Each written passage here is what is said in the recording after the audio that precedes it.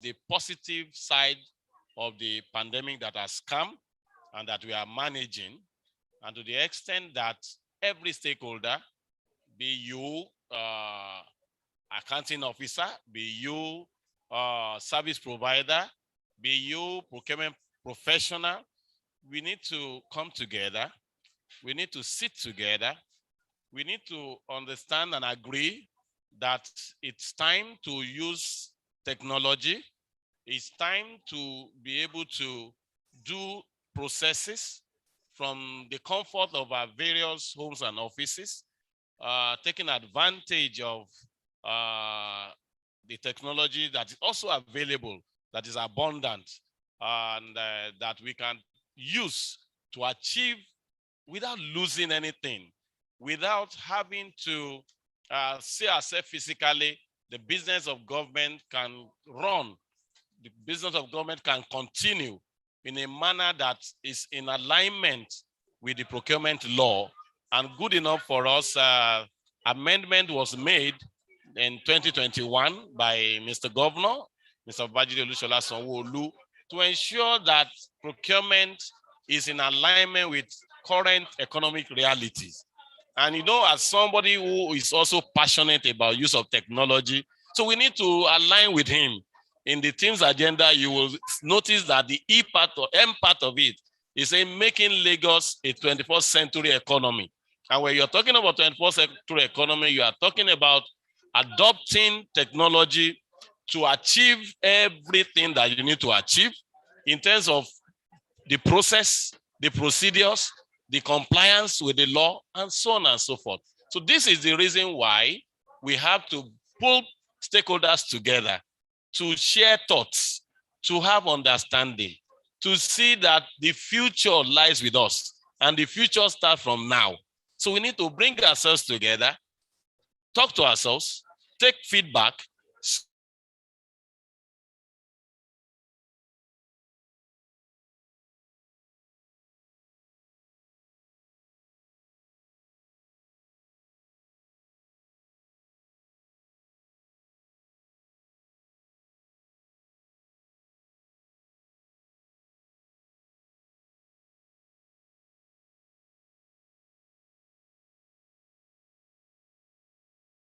thoughts to achieve the agenda of Lagos State government, the team's agenda, and ensure that we all hands are on deck to ensure we deliver the dividend of democracy using technology. That's the objective. Thank you, Mr. DG. In other words, the pandemic is not going to stop Lagos in becoming a 21st century economy. I assure you of that. Pandemic or no pandemic, Lagos is moving on. So it's a moving train, and we're encouraging everyone to join the train. Well, before I let you go to rest, because the program will start any moment soon, what's your advice for participants who are here today for this summit? Yes, my advice is for participants to take in so much away from here, because everybody is important. As much as we are using technology to communicate to you, you also sometimes need to return it to us. You know, communication is supposed to be a two-way thing. So it's important that whatever we understand in terms of what we are communicating is what you are receiving. So both of us need to have a common goal, a common position, a common understanding. So that's why together we have to learn, we have to unlearn, we have to relearn to ensure that we enter the same page as far as delivering dividend of democracy to Lagosian is concerned. Thank you so very much, Mr. DG. We'll also be calling on you later. You've heard it. This summit is about learning, unlearning, and relearning about public procurement in Lagos State. Any moment soon, we'll also bring up another person who will also be sharing thoughts with us as regard the 2021 procurement summits.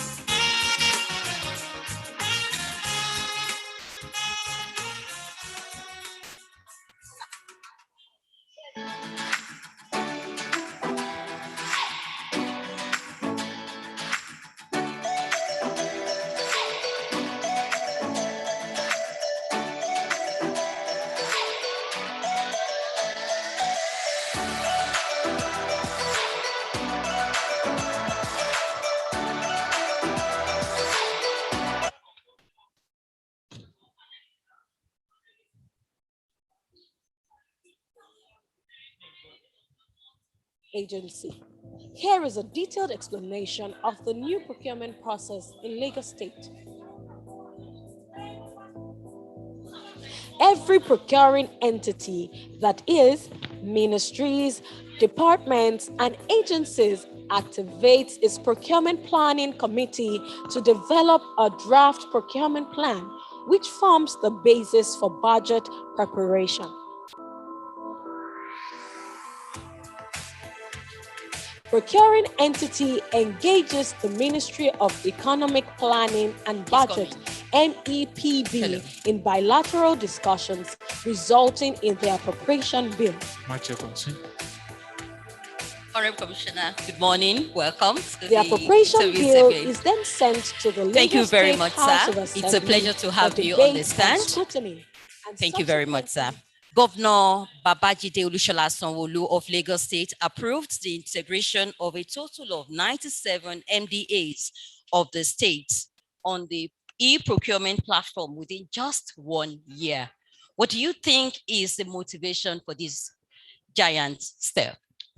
One of the things we have gone through a very strong pandemic, and one of the ways we have adapted to that pandemic is our ability to continue to run government digitally.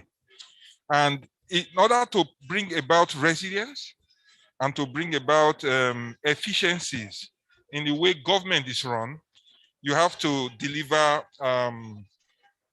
what I would call digital solutions so that people can access remotely, people can access quickly, the system is agile and will be able to do a lot of things, improving the productivity of our people, improving the transaction processing cycle of the procurement process, creating a level of transparency in that process, and give the process an ability for it to be tracked. And it's also a sense of accountability because you can track the process, you know how long it is taking to process any element of it. So the more we get integrated, the more it becomes. So when you look at the budget, for example, we did not grow general public service percentage of the budget because we intend to be able to achieve more with less. And it is the digitization process that helps us achieve that. So I believe, again, it is one of Mr. Governor's foresightedness and aggressive posturing in bringing about efficiency in the state's management systems. Okay, Honorable Commissioner, I have a second question for you. Contractors sometimes encounter delays in getting payment for executed jobs. What do you think could be responsible for these, and what can be done to solve this problem, especially when we intend to make Lagos a 21st century economy and we don't want to have any bottleneck as we get procurement done? So there are a combination of things that we go through that sometimes can lead to delayed payments.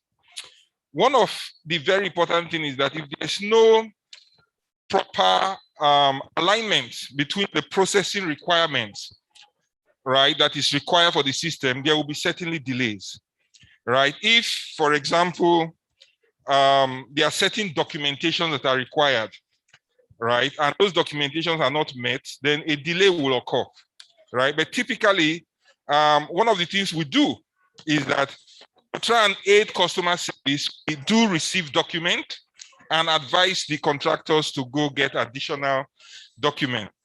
Fortunately, the contractor begins to count when it's submitted partial document, but really the process cannot begin, which is one of the advantages, because this begin the process and collect the documents except all documents are ready.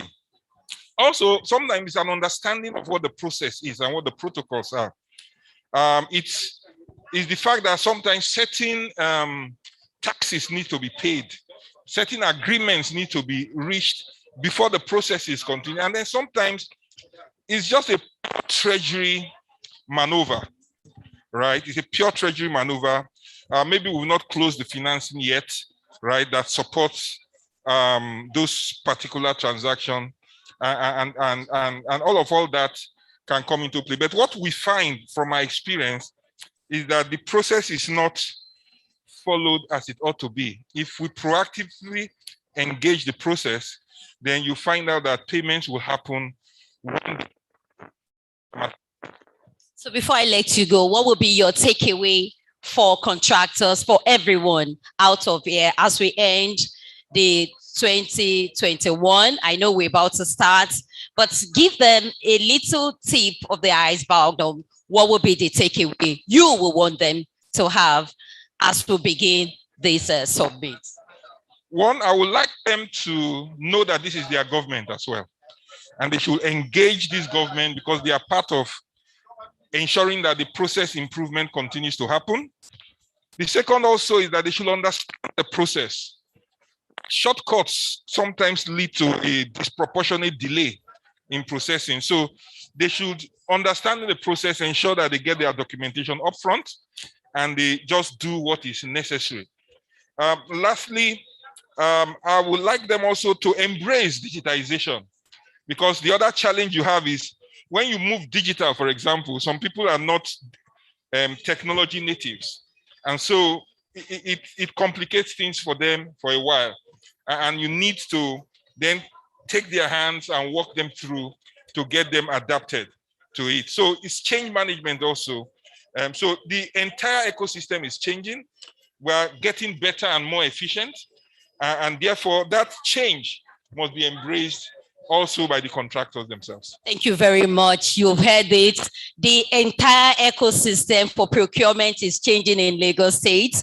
And as the Honorable Commissioner for Economic Planning and Budget says, Ms. Sam Ebube says, you will need to key into the new way of thinking, which is technology. I'm sure you want to hear more. Please, you have to stay from the beginning of this summit to the end. Thank you very much. Thank you very much. All right, sir. We'll see you later after the procurement. Okay, there's still more to come. Please stay glued because you will have a bumper revelation here at the 2021 Procurement Summit. Thank you for being here and thank you for your patience too. Thank you very much, Kikela Moduebo. Good morning, distinguished ladies and gentlemen. On behalf of the Lagos State Government, particularly the Lagos State Public Procurement Agency, I welcome each and every one of us to the year 2021 Procurement Summit. We thank you very much for being here this morning, despite the rains. And we all know that in Lagos, once the rains are here, we tend to just want to keep off the roads so that we don't witness any long hour in the traffic and all of that. But I must assure you that your being here this morning is so appreciated. We thank you very much. I want to quickly recognize at this summit this morning the presence of the head of service of Lagos State, Mr. Hakeem Muriokola. He is ably represented by the permanent secretary, Public Service Office, our own dear Mr. Samson Ajibade. Please can we put our hands together for him? I think he deserves a better round of applause. We thank you very much, sir, for being here this morning. You are appreciated.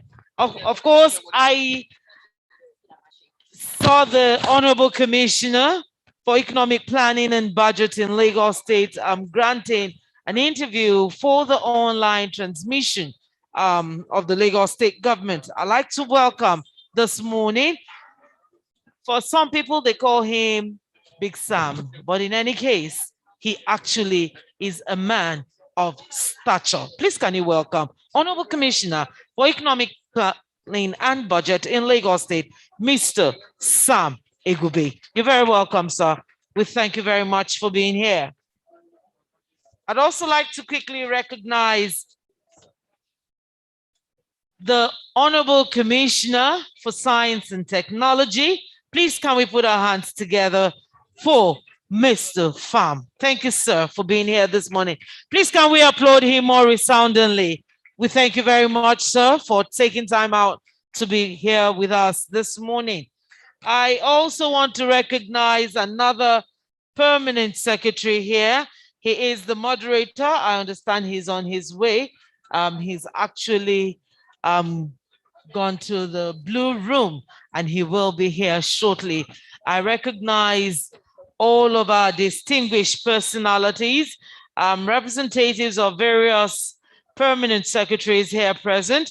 I want to quickly recognize and welcome very specially the General Manager of the Kwara State Public Procurement Agency, Quantity Surveyor, Rahman Abdullahi. You're very welcome, sir. We thank you very much for being here. I'd also like to recognize the General Manager of La Scopa. I ran into him just as he was coming in. And, you know, I wanted to tell him, please take it easy. We are not late yet. The event is about to kick off. I'd like to recognize and welcome Mr. Afolabi Sholebo, Esquire. Thank you very much for being here, sir.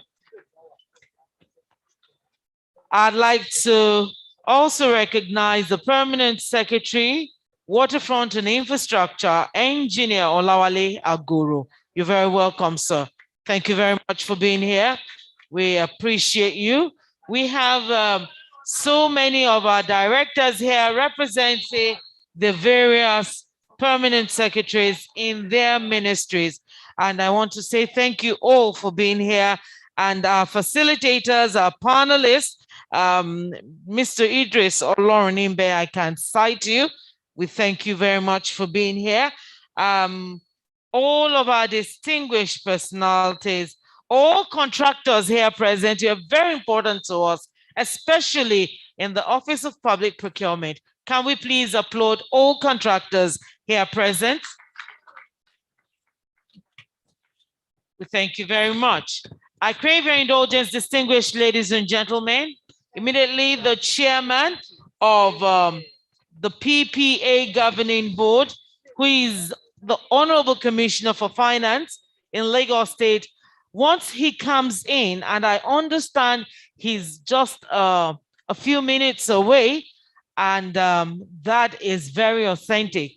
We can start counting the time now. It ticks, tick-tock, and I'm sure within the next 5 minutes, we will commence this event in full blast. And once it starts off, we assure you as well that we'll go on a very, very fast train so that we can quickly get all that we have to do done with.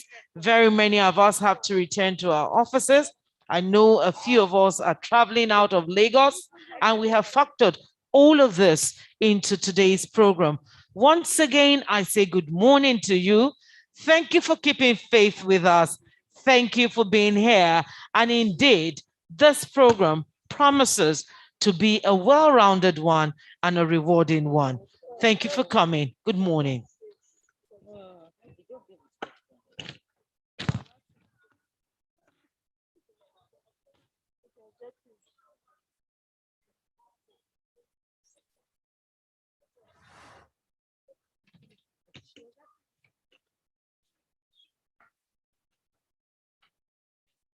Welcome to the Lagos State Public Procurement Agency. Here is a detailed explanation of the new procurement process in Lagos State. Every procuring entity, that is, ministries, departments, and agencies, activates its procurement planning committee to develop a draft procurement plan, which forms the basis for budget preparation. Procuring entity engages the Ministry of Economic Planning and Budget, NEPB, in bilateral discussions resulting in the appropriation bill.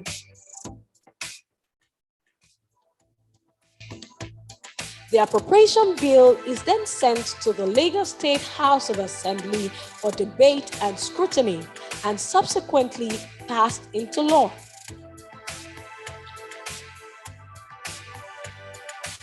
Procuring entity then sends the procurement plan based on the appropriation law passed by the House to the Public Procurement Agency for approval during the procurement planning clinic. Novel and unconventional projects will be sent to the governor for approval in principle.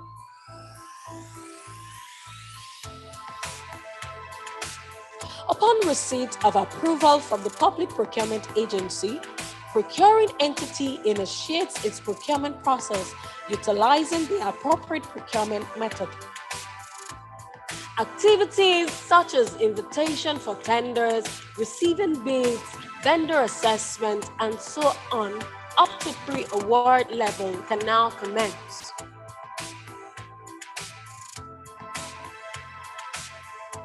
The procuring entity obtains relevant approval instruments from the Public Procurement Agency. Subsequently, the procuring entity sends a memo to the governor for approval of the procurement.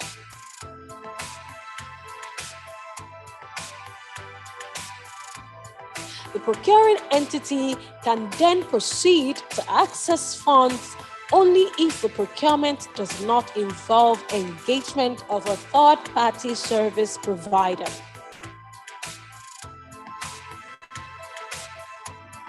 If the procurement involves the engagement of a third-party service provider, the procuring entity proceeds to register its letter of award with the Public Procurement Agency and issues same to the contractor.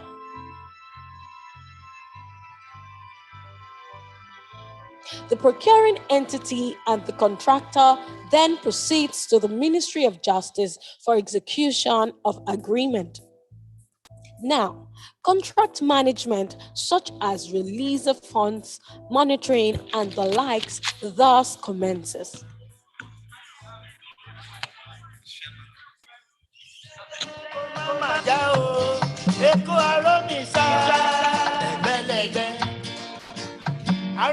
Thank you, sorry, sir. We have to quickly have. Oh my God.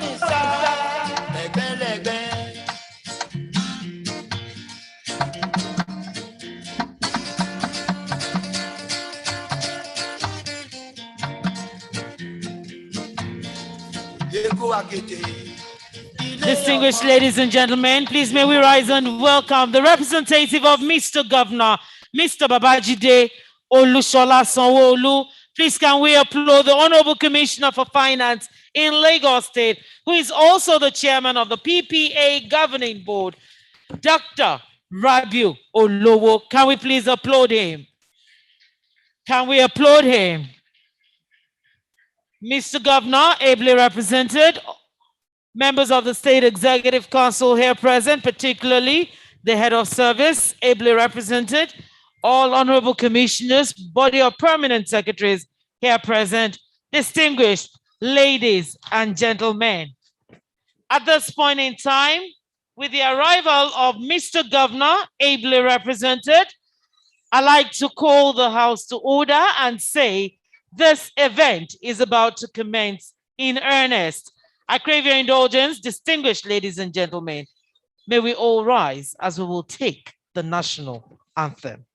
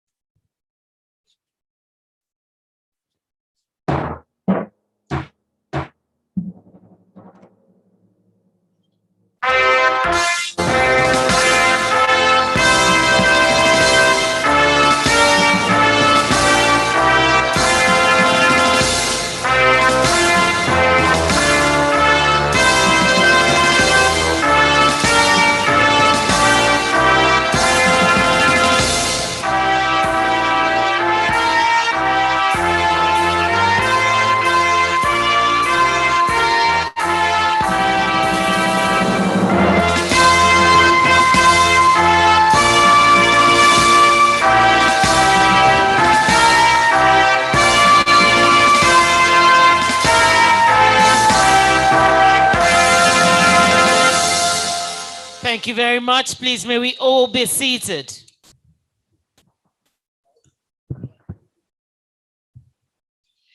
Mr. Governor, the Governor of the Center of Excellence, the State of Aquatic Splendor, the Governor that has for 3 times now been awarded the Man of the Year by various bodies and organizations, owing to his dedication, his visionary leadership, and indeed the pace at which he has continued to move Lagos. I'm talking about Mr. Babajide Olushola Sanwo-Olu, who is ably represented this morning by none other than a young, dynamic, and indeed dedicated man of vision. He is the chairman of the Public Procurement Agency Governing Board and also the Honorable Commissioner for Finance in Lagos State, Dr. Rabiu Olowo. I think he deserves a round of applause. Members of the State Executive Council here present, not forgetting the head of service of Lagos State, Mr. Hakeem Muri Okwonla, ably represented by Permanent Secretary, Mr. Samson Ajibade. Honorable Commissioner for Economic Planning and Budget in Lagos State, Mr. Sam Egube. And the Honorable Commissioner for Science and Technology, also here in Lagos State, Mr. Pham. Body of permanent secretaries here present. Indeed, all are distinguished board members of the PPA Governing Board. I can cite Mr. Folusho Mustafa and all other board members here present. Director General of the Public Procurement Agency here in Lagos State, Mr. Fatai Idowu Onofowote.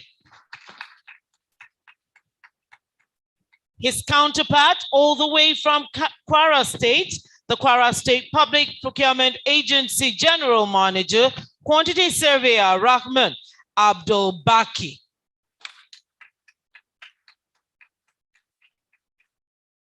All our panelists here present, particularly the moderator of that session, Permanent Secretary, Local Government Establishments Training and Pensions Office, Mr. Abiodun Bangboye. All directors in the Lagos State employee here present, our esteemed contractors, who without them, we will not be here. Distinguished guests, ladies and gentlemen, I say good morning to you all and thank you for being here. And there is no better way to end the third quarter of the year 2021 than to have this all-important summit to JoJo and map a way forward for better things, especially as it relates to procurement. At this point in time, Mr. Governor, ably represented, all courtesies duly extended, ladies and gentlemen, it is not in my purview to formally welcome you all here. Therefore, I will cede the microphone to none other than the Director General of the Lagos State Public Procurement Agency, Mr. Fatai Idowu Onofowote, to move a formal welcome at this event. Can we applaud him, please?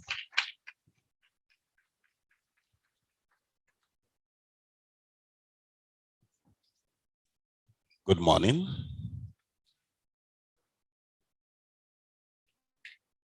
The Governor of Lagos State, ably represented by the Honorable Commissioner for Finance and the Chairman of the Governing Board of Public Procurement Agency, Dr. Rabiu Olowo,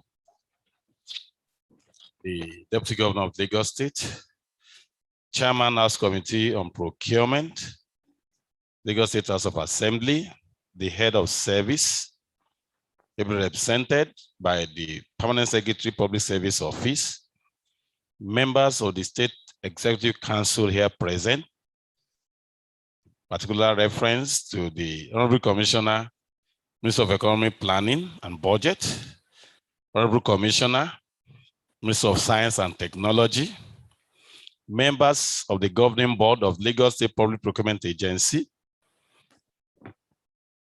Mrs. Onobowale, Mr. Mustafa, and all other members of the Governing Board. Members of the body of permanent secretaries here present. Let me particularly mention the PS, Waterfront Infrastructure, Engineer Aguru. The PS, the Local Government Establishment, Pensions and Training, Mr. Abiodun Bangboye, the moderator for today. Director General, Kwara State Public Procurement Agency, and all other Director General that will be joining us online. Panelists, contractors and service provider, both those that are present are sitting in this hall and those that will be joining us virtually. Directors of the entire Lagos State Procurement Agency and Lagos State Public Service as a whole, gentlemen of the press, distinguished ladies and gentlemen. It gives me great pleasure to welcome you all, distinguished guests and stakeholders who have honored our invitation for the year 2021 Procurement Summit organized by Lagos State Public Procurement Agency. The theme we have chosen for the summit is Procurement of the Future, Lessons from the Pandemic. And the choice of the theme is hinged on an important characteristics of the public procurement system. Public procurement as a professional practice is dynamic.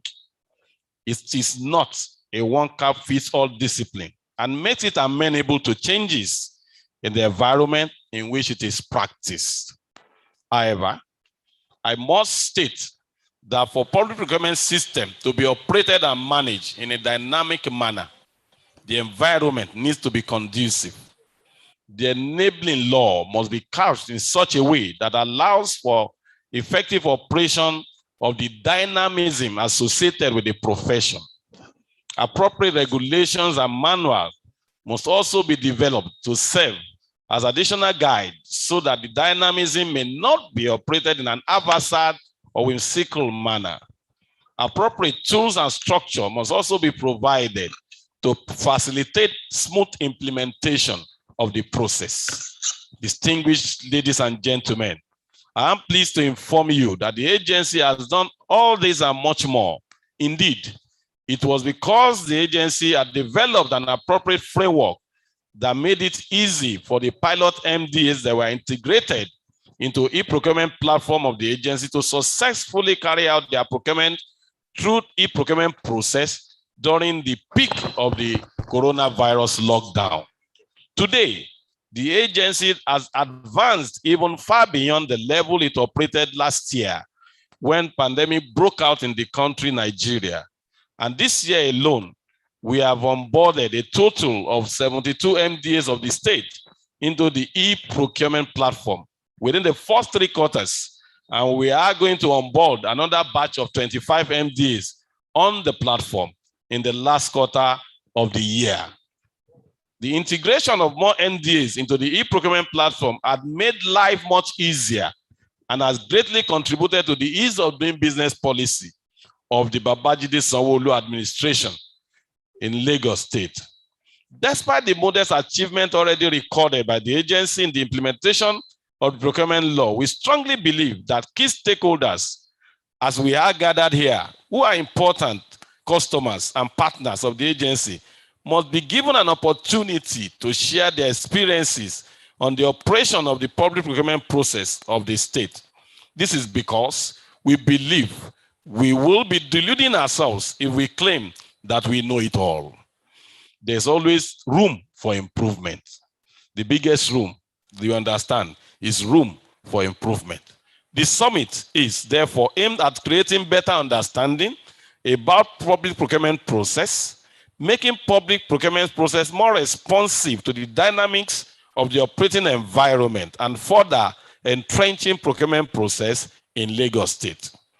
As part of our strategy to make the discourse at the summit engaging, qualitative, and productive, the agency has assembled an array of panelists who will lead discussions at this event.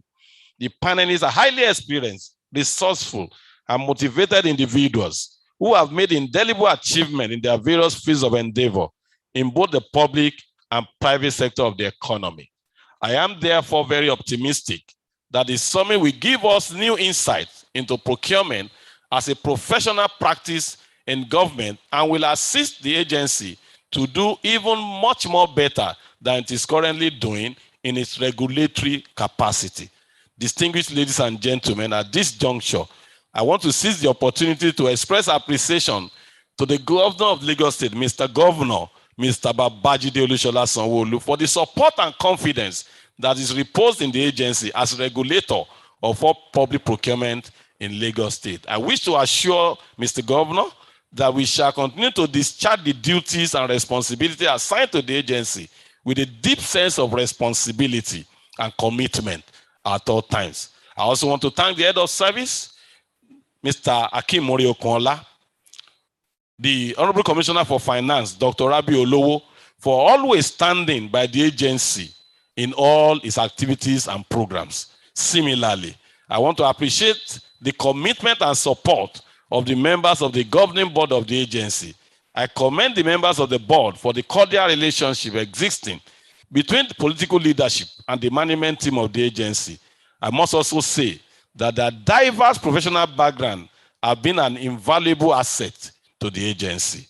I also wish to express appreciation to all our stakeholders for their continued support and cooperation with the agency in the discharge of the statutory functions. Once again, on behalf of the management and the board of Lagos State Public Procurement Agency, I welcome you all to this summit. Thank you for your attention. Igbega Ìpínlẹ̀ Èkó Àjùmọ̀ṣe. Thank you.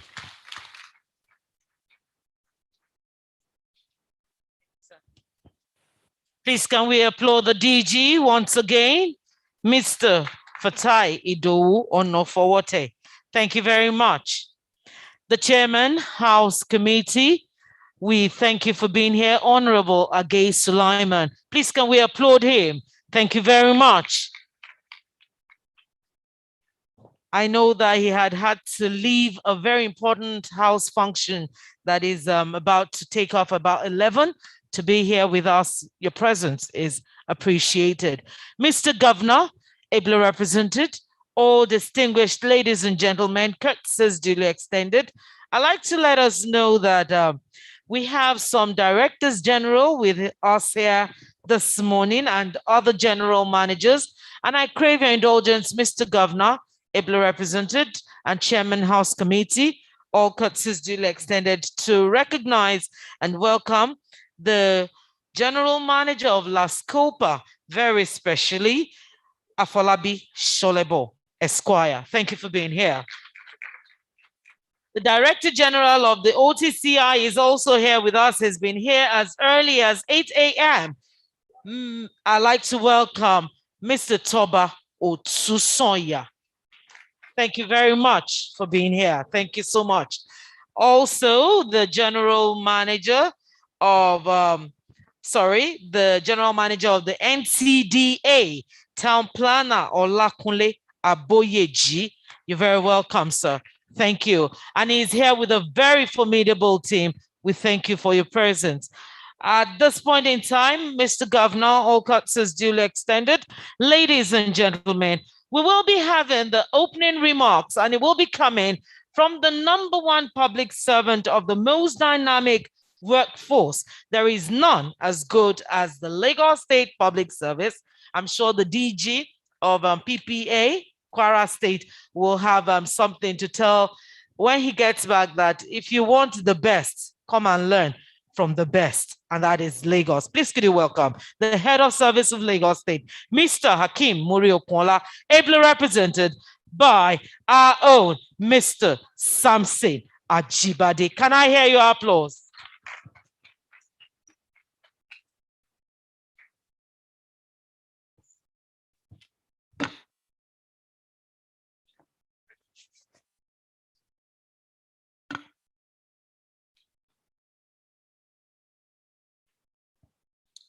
Mr. Governor, sir, ably represented by the Honorable Commissioner for Finance, Dr. Rabiu Olowo, so want to crave your indulgence to stand on already well-established protocols to save time and to convey the apologies of the head of service, who until this morning has prepared to be here personally. Before I got a call that I have to stand in for him due to the call of duty. So I'm reading this address on behalf of the head of service, Mr. Akim Moriokola.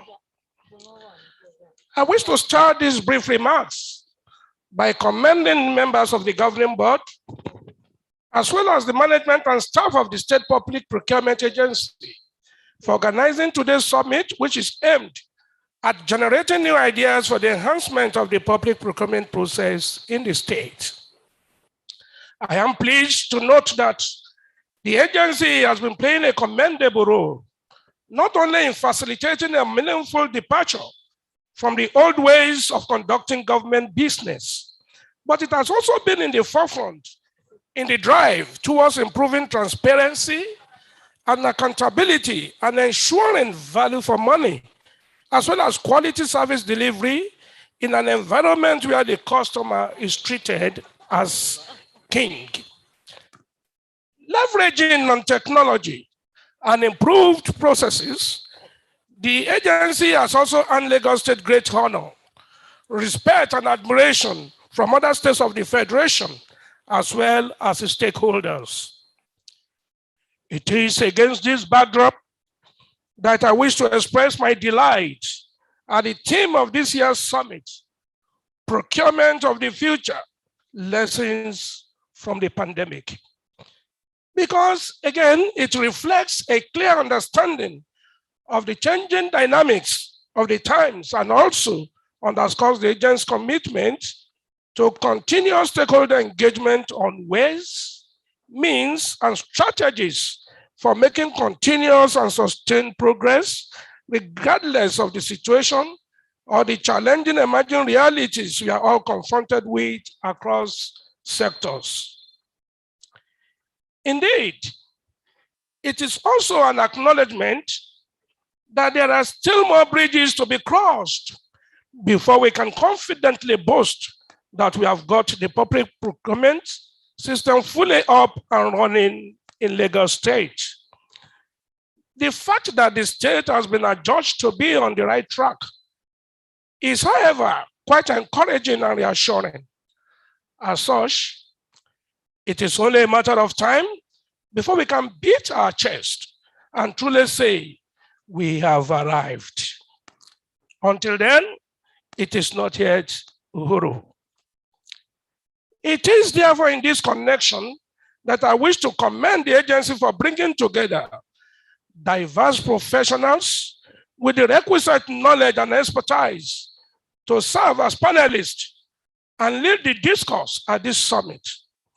I do hope that the outcome of the summit will assist the agency to further deepen public understanding of public procurement and assist stakeholders to collectively further innovate and improve the procurement processes so that its capacity for supporting the delivery of quality service is enhanced. I have also been told that the agency has initiated a recognition and reward system through which the serving staff of the agency are celebrated and rewarded for going the extra mile in the discharge of their duties. This initiative is highly commendable and worthy of emulation, and I enjoin other ministries, departments, and agencies of the state to emulate the State Public Procurement Agency by recognizing and rewarding hard work, commitment, loyalty, and exemplary performance so as to motivate and encourage staff towards improved service delivery. Before concluding these remarks, I wish to express my heartfelt appreciation to Mr. Babajide Olusola Sanwo-Olu, the Governor of Lagos State, and Mr. Kadri Obafemi Hamzat, the Deputy Governor of Lagos State, for providing the required leadership that allows for creativity, innovation, and improved delivery of public goods and services to the residents of the state, particularly at this momentous period in governance worldwide. Indeed, we owe them a debt of gratitude for their inspiring leadership. In conclusion, while urging you to make the most of the opportunities provided by this exercise, to push the frontiers of the public procurement space even further in Lagos State, I wish you all a highly successful and rewarding year 2021 summit. Thank you all for your kind attention. Akim Muriokola, Head of Service.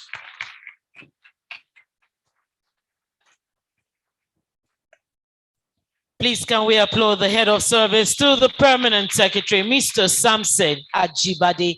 Thank you very much, sir. We appreciate you. Mr. Governor, ably represented, Chairman House Committee, all courtesies duly extended. While that was going on, the Director General, Procurement Agency, Ekiti State, also joined us, Mr. Odewale. Please, can you stand up for recognition? A round of applause for him. Thank you very much for being here. And of course, without technology, indeed, all that we're talking about here will not fly.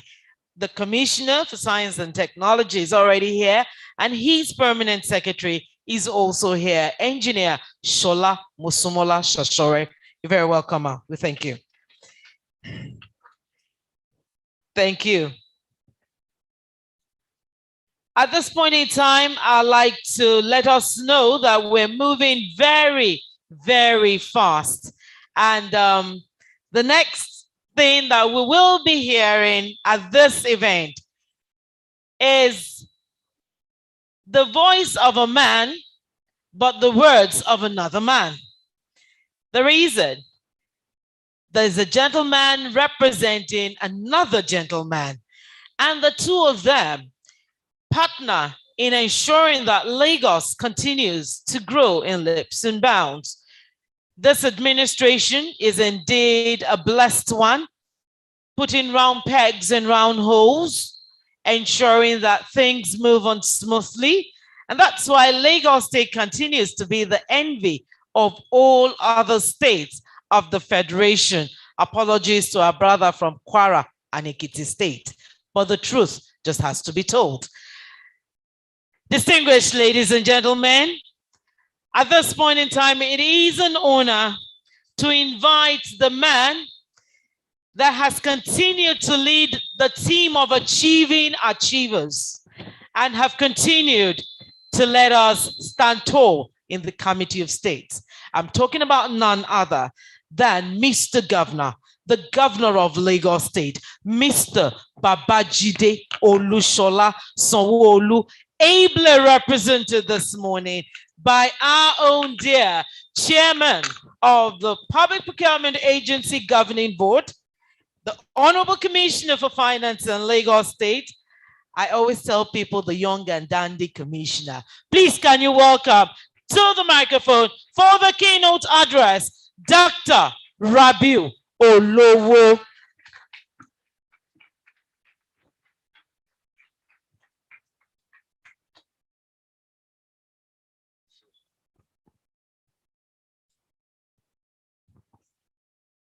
Please, we may be seated.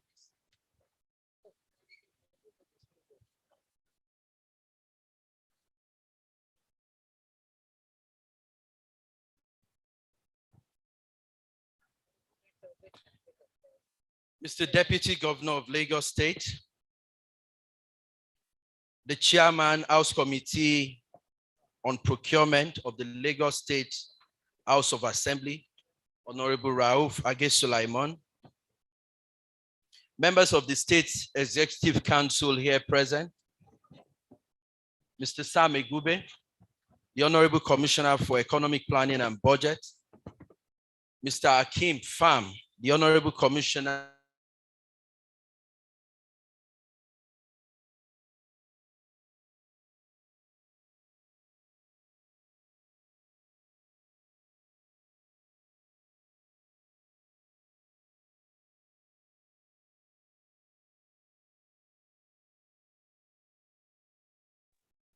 Mr. Moyosore Onigbanjo SAN, the Honorable Attorney General of Lagos State, Mrs. Folusha Onobowale, Mr. Folusha Mustafa, and Mr. Lanre Ulushola. Thank you very much for your service to the state. Members of the body of permanent secretaries here present, Director General, Lagos PPA, Mr. Fatai Onofowote, Chief Executive Officers of parastatal organizations here present. We also recognize our colleagues from other states as we believe and champion peer learning from global best practices. Our colleagues, Director General from Oyo State, from Ekiti State, and Kwara State Public Procurement Agencies. We recognize our panelists and discussants.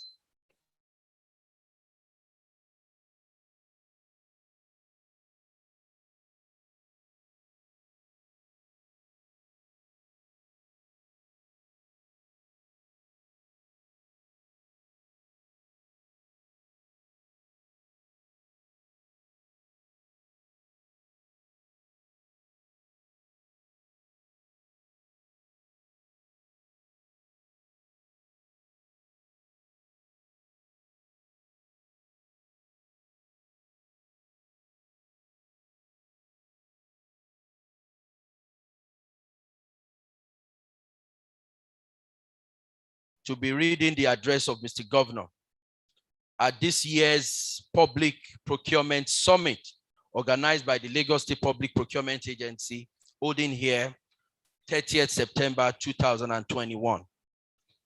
Thank you all, distinguished ladies and gentlemen, for your presence at this 8th edition of Public Procurement Summit, which provides a platform for all stakeholders in the procurement process to deliberate on contemporary issues relevant to the effective and efficient implementation of public procurement law. As host to a large number of industrial organizations in this country, Lagos being the economic nerve and commercial center in West African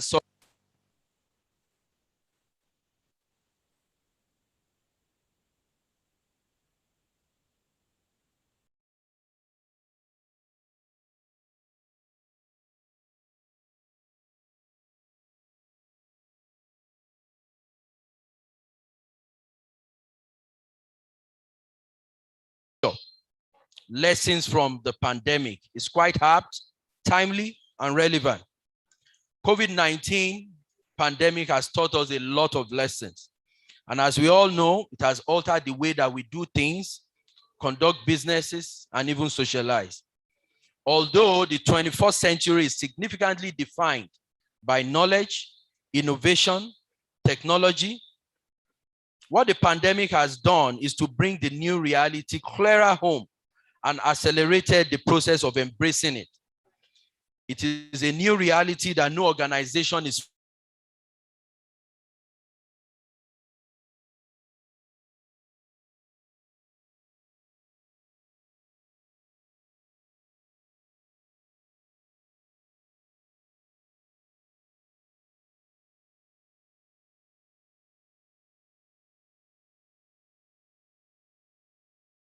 and efficiency in public service delivery, including the public procurement process and administration in Lagos State.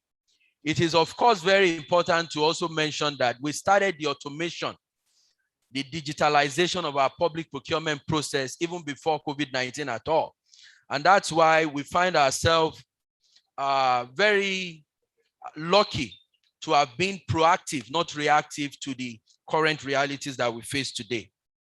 The present administration under my leadership therefore places so much emphasis on planning, innovation, strategizing, and re-strategizing to keep pace with new challenges and demands in a rapidly changing environment in which we operate and live. This informed the special attention of our administration across the operation of the public procurement process, and of course, the Lagos State Public Procurement Agency. The agency saddled with the responsibility of regulating public procurement in the state. Our administration recognizes the pivotal role being played by the agency as an important vehicle of growth and development in the state, in line with the team's agenda. The important role being played by the agency in ensuring transparency, accountability, due process, inclusiveness in public procurement is central to the realization of the objective of our administration for ensuring good governance in all its ramifications. Above all, the role being played by the agency in facilitating ease of doing business policies of this administration cannot be overemphasized. I wish to acknowledge here that the deployment of e-procurement solution models by the agency to the procurement processes of some pilot MDAs before the advent of COVID-19 pandemic in early year 2020 proved to be of immense blessings to the state government, as it enables us to procure materials, goods, services required for combating the pandemic and rendering other services to the people at a period of total lockdown. Lagos State at that time, and of course still being the epicenter of COVID, I think our preparedness has really helped us to continue to deliver good governance to the people of Lagos State. This development has reinforced the conviction of the present administration in the state that with the deployment of appropriate technological tools and facilities, we can accelerate the pace of growth and development of our dear state. It is for this reason that I granted the agency approval for the integration of additional 97 MDAs on the e-procurement platform in the current year. I'm happy to note that 75% of these MDAs have already been onboarded, while I am being assured by the Director General that the remaining ones will be onboarded in the last quarter of the year as the approval is being implemented in phases. Distinguished ladies and gentlemen, I wish to assure you that more MDAs, in fact, the entire Lagos State bodies would be approved for integration on the e-procurement platform of the agency next year.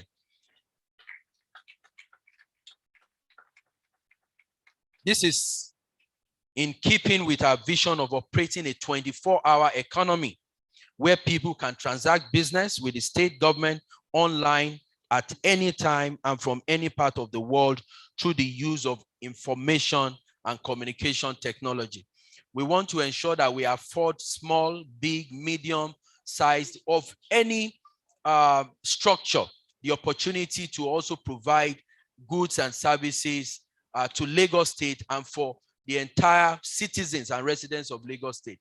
One of our approach and strategy these days is to give small businesses even more opportunity for them to contribute to the future success of our state. We believe that by affording them those responsibilities, we're helping them to grow. We're helping them to gain the experience that they need to become even a bigger business in the near future. Let me use this opportunity to appreciate the support of all Lagosians for administration in this state. I wish to assure you that we shall continue to design and execute programs that that will not only make the state attractive to businesses and investors, but also guarantee the security and safety of lives and properties and a decent living for all.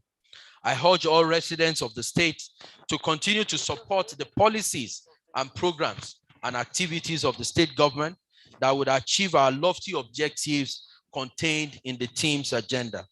Thank you all for your attention. I wish you a successful deliberation this afternoon, and also to use the opportunity lastly to thank our esteemed panelists and discussants. I personally am looking forward to learn from their experience sharing, and I hope that you have a beautiful afternoon. Thank you very much.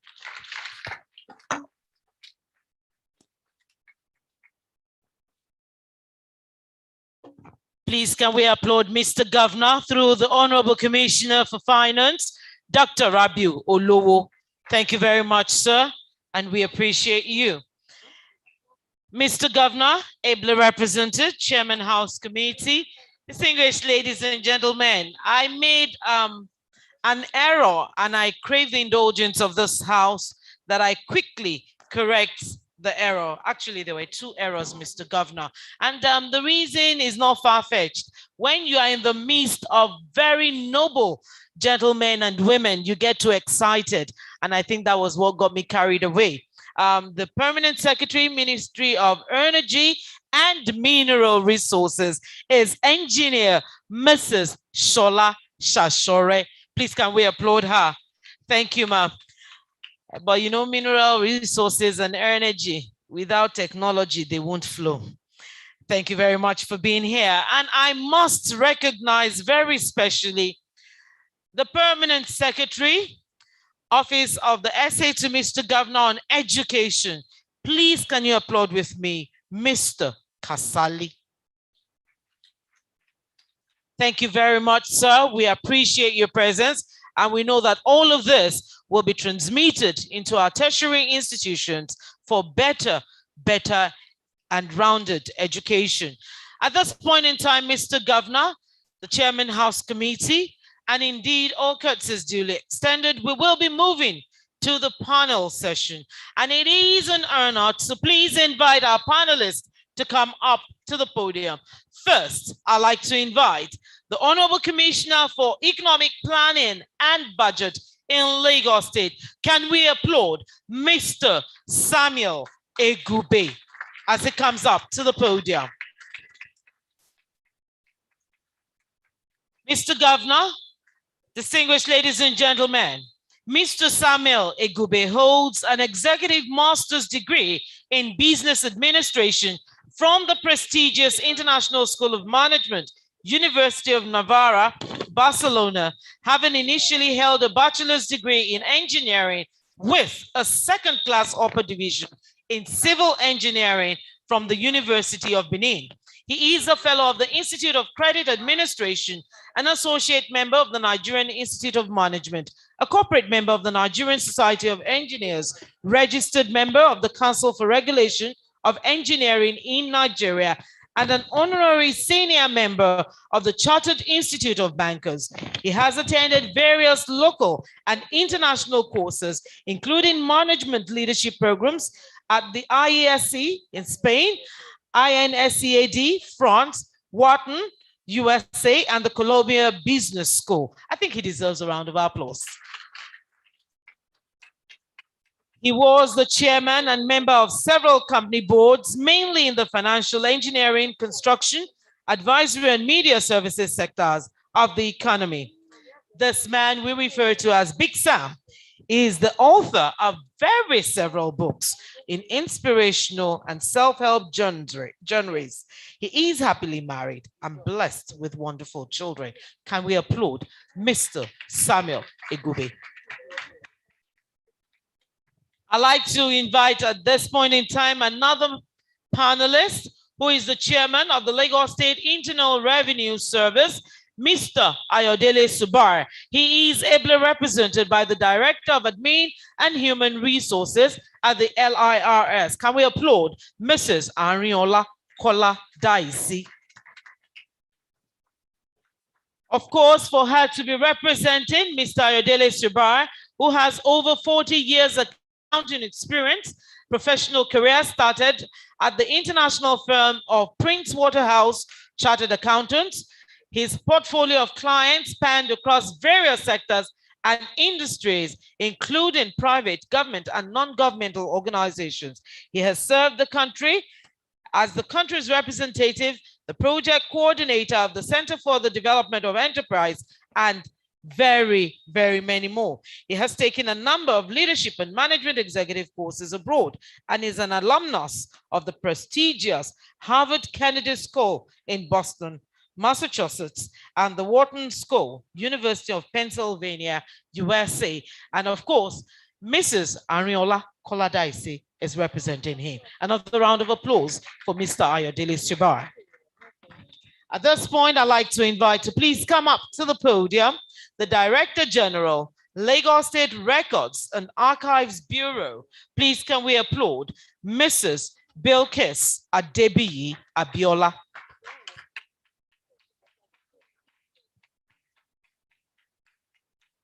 Mr. Governor, Chairman House Committee, all courtesies duly extended.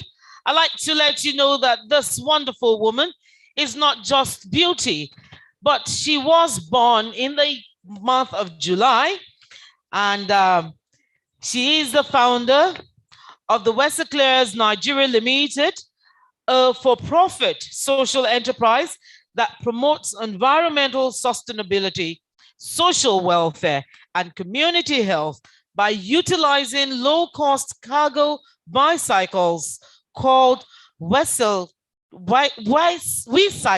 beg your pardon, to provide convenient recycling services to households in densely populated low-income neighborhoods. She completed an MBA at the Sloan School of Management at the Massachusetts Institute of Technology.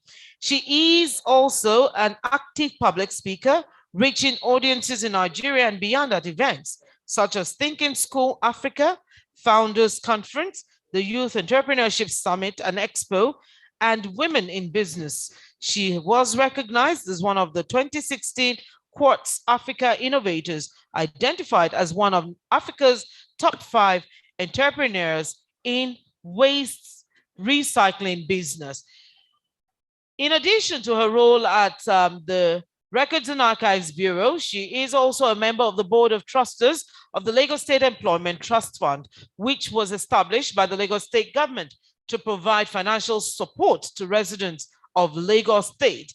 She is married with children, and she is indeed from a family of environmentalists and environment-friendly people. She is the immediate younger sister of the current Recyclers CEO, Olawale Adebiyi. Please can we applaud once again, Mrs. Bilkis Adebiyi Abiola.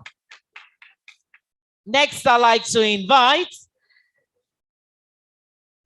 the Senior Procurement Specialists, BPP, World Bank, SPE, SSE projects, the President, Chief Executive Officer, Colonel International Services Nigeria Limited. Please can we welcome onto the podium, Dr. Bola Afolabi.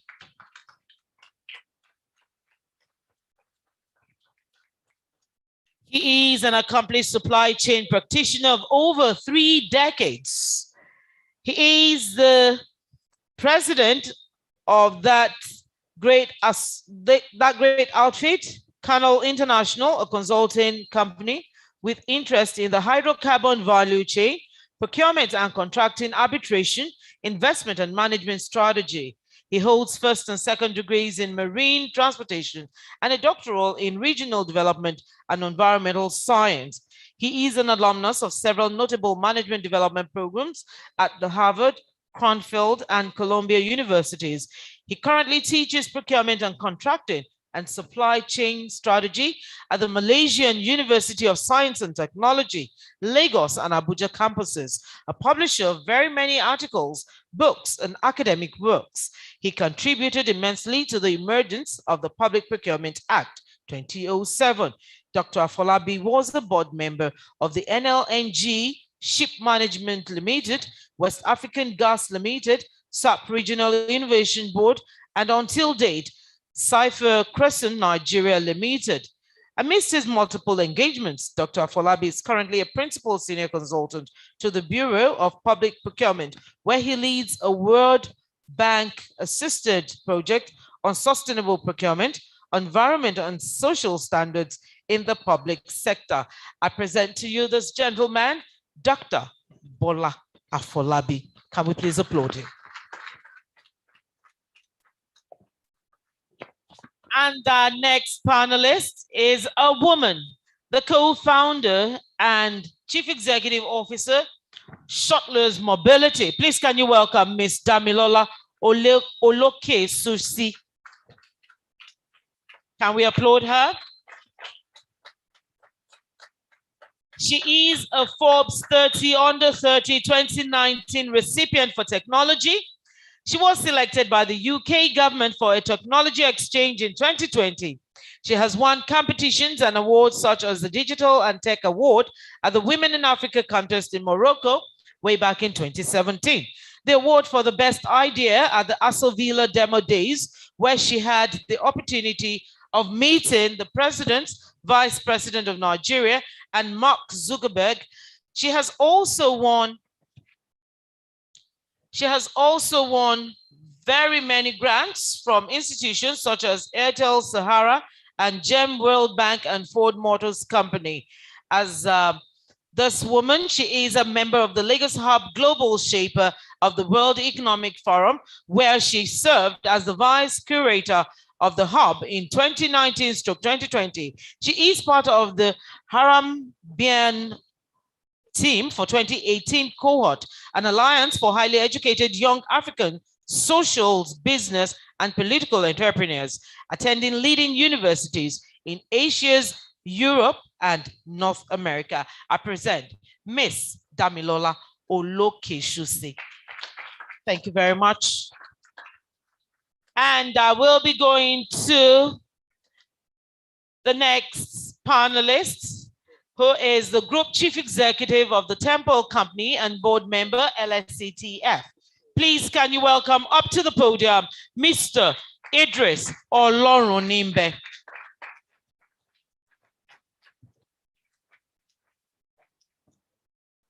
Mr. Idris Olorunimbe is the Group Chief Executive of the Temple Management Company and a member of the company's board of directors.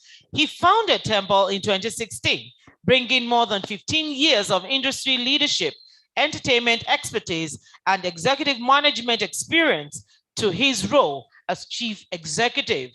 In its 5 years since inception, Temple has quickly established itself as an innovative and visionary leader in African sports and entertainment. In his capacity as head of corporate direction and strategy at Temple, Idris has facilitated the creation of a record label, film and TV production company, digital and gaming arm, live entertainment, and a sports division. This is in addition to establishing a presence in 4 African nations, Nigeria, Ivory Coast, Kenya, and South Africa. Under his stewardship, Temple has also formed strategic alliances with Rock Nation in the USA, First Access Entertainment in the UK, and Touch HD Media in South Africa. The company has produced movies such as Introducing the Kujus and My Village People, which are part of the top 100 movies in the Nigerian box office. A consummate strategist and philosopher, he has a law degree from the prestigious University of Lagos, Nigeria, where he sits on the university's enterprise board. As an entrepreneur, he has helped build an unusually wide variety of businesses, including a preschool, an automobile company, a record label, and 2 Nigerian fashion brands. He continues to serve in an advisory capacity in those companies, even as he admits that Temple represents a culmination of his life's work. I present Mr. Idris Olorunimbe. Mr. Governor, the Chairman House Committee, distinguished ladies and gentlemen, all courtesies duly extended. I'd like to let you know that the moderator for this session is a man who you would love to hear him sing. You know, he has all the tonic sulfur right on the tip of his tongue. When he takes the national anthem and you're standing beside him, you would either think you are in church or there's an orchestra doing this beat. This gentleman is one of the pride of Lagos. He has risen through the ranks as a permanent secretary. He is a Harvard-trained leadership and management personnel, graduate of language arts, English from Uniloring, and postgraduate studies. I had not even asked him to come up yet. I wanted to say everything before I unveil him, but he is here, the Permanent Secretary, Office of Local Government Establishment, Pension and Training. Mr. Abiodun Bangboye. He has displayed exemplary and sterling leadership qualities, having had the privilege of serving 3 successive heads of service in Lagos State, Mr. Adeshegun Ogunlewe, Mrs. Oluseyi Williams, and Mrs. Folashade Jaji, the present SSG, respectively. He was deployed to Governor's Office as Principal Private Secretary, a position he held till the 3rd of August 2015, when he was appointed Permanent Secretary in the State Public Service. He, as a Permanent Secretary, has served in very many capacities. I don't want to read everything so that we won't be intimidated. A quintessential public speaker, a major player in public service reforms. Mr. Abiodun Bangboye is happily married and they are blessed with very many lovely children. Please, can we applaud the moderator of session, Mr. Abiodun Bangboye. Before I go ahead, I'd like to invite the last panelist. I was just told that he's to join us on the panel, the Director General of the Lagos State Public Procurement Agency. Please, can you applaud with me? Mr. Don't let me add doctor yet. Idowu Onofowote. Can we applaud him? Can we applaud him? At this point in time, I'll cede the microphone to the moderator, Mr. Abiodun Bangboye.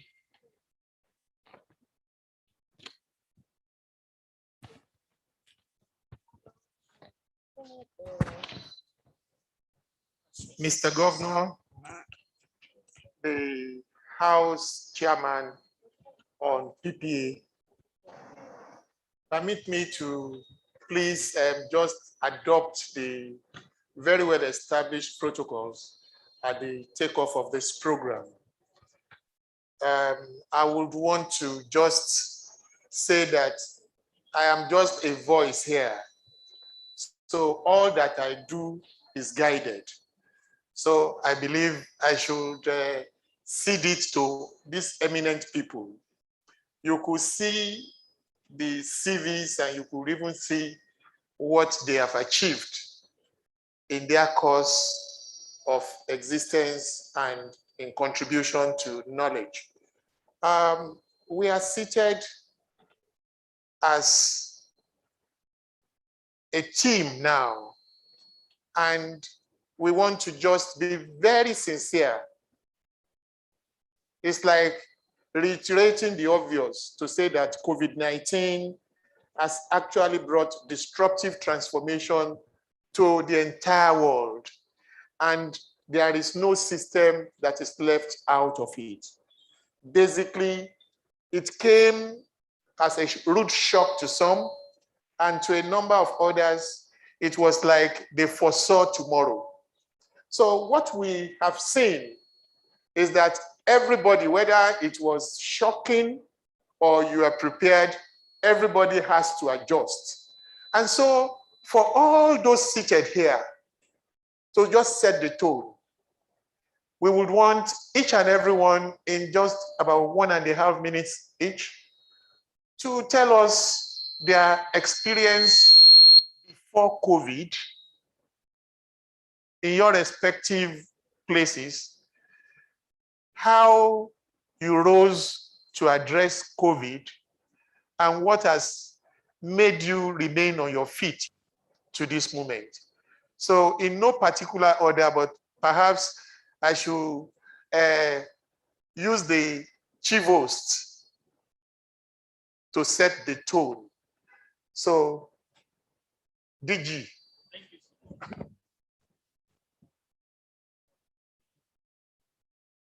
The usual paper-based economy was a practice where you receive requests for no objection. My entire table will be filled with files, and I will have to start pulling the files one after the other to review the papers and respond to the various requests, identify whether it's adequate, when it's not adequate, return the papers to them, ask them to come and pick those papers. They will have to transport themselves to the office, pick the papers, return it to their various offices, respond to queries. Then when everything is adequate, they secure their no objection before COVID. That's been the experience. Sometimes my table is so filled up and the file can even cover the person that is sitting on the table. That was the experience before COVID. Paper-based system.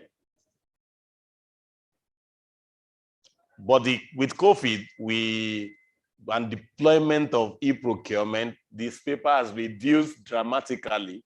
And so they are less. It's only for those ministries, departments, and agencies that are not onboarded yet that come to our office with papers. These days, they can sit in their offices, use the scanner, use other ways of ensuring that those former papers were communicated through the use of technology. And we also review on the system using computer system and respond also through the system. And so that is the experience for now.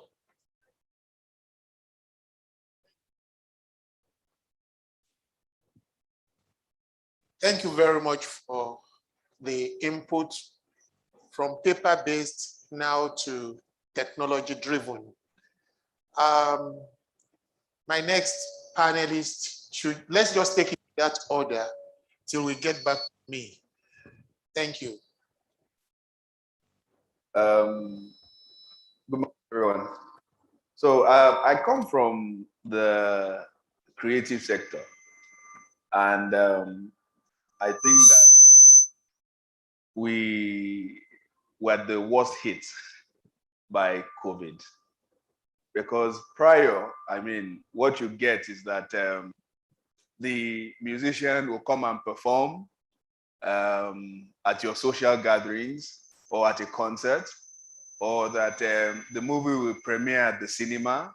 And so a lot of our income was based on being physical. And then COVID came. We were all locked up at home, and we were spending money, but we couldn't earn money. So prior to that, I think that the creative industry has been at the forefront. I mean, I think we are first in tech, because there was already platforms for streaming audio and video. And so it just meant that we had to do more in terms of putting out more things there and getting more people to go and watch. And the consumers didn't have much of a choice, because you were stuck at home as well. So you needed us and we needed you. So the experience, well, I mean, we have to go back, because a lot of what we do, we still need the fan entertainer engagement. But there's a hybrid now, and a lot of it is done using technology. Thank you.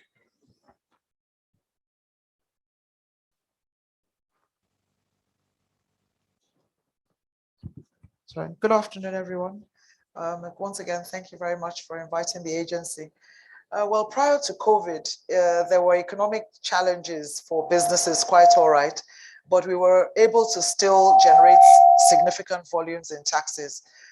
Clearly, all this changed with the onset of COVID, and there was a marked reduction in our payee taxes collections, pay as you earn, and our direct assessments, because a lot of the companies were closed, and a lot of the entrepreneurs, as the previous panelist has mentioned, were not actively in business. So there was a marked reduction in our collections, and we had to very quickly activate our business continuity processes so that we could at least continue to run our businesses to the best of our ability. And it was a further reliance on technology, streamlining of processes, and relying on technology to enable us to continue. So that was basically what our experience was, and we've weathered the storm and balanced, and we're okay growing with the rest of the state. Thank you. Okay. And for us, as Commissioner for Economic Planning, when things happen like that of such proportion, first of all, it hits you personally, and then you wake up to the fact that it is going to affect the entire state. And I think that it is not what you go through that is important. It's how you view and respond to what you are going through. For me, apart from the burden that comes upon the state, we have a responsibility also for Nigeria. Lagos was going to be the epicenter, and Lagos is at the heart of the economic activities for Nigeria. If Lagos goes down, then Nigeria will go down. So the weight was more a weight for national development, and Lagos needed to stand and walk through the storm with a lot of confidence, candor, and a set of innovation that would take not just Lagos, but would take Nigeria out of it. Mr. Governor led the charge. We immediately were able to deploy our emergency systems with him as incident commander. We knew that decisions had to be made and had to be made very quickly.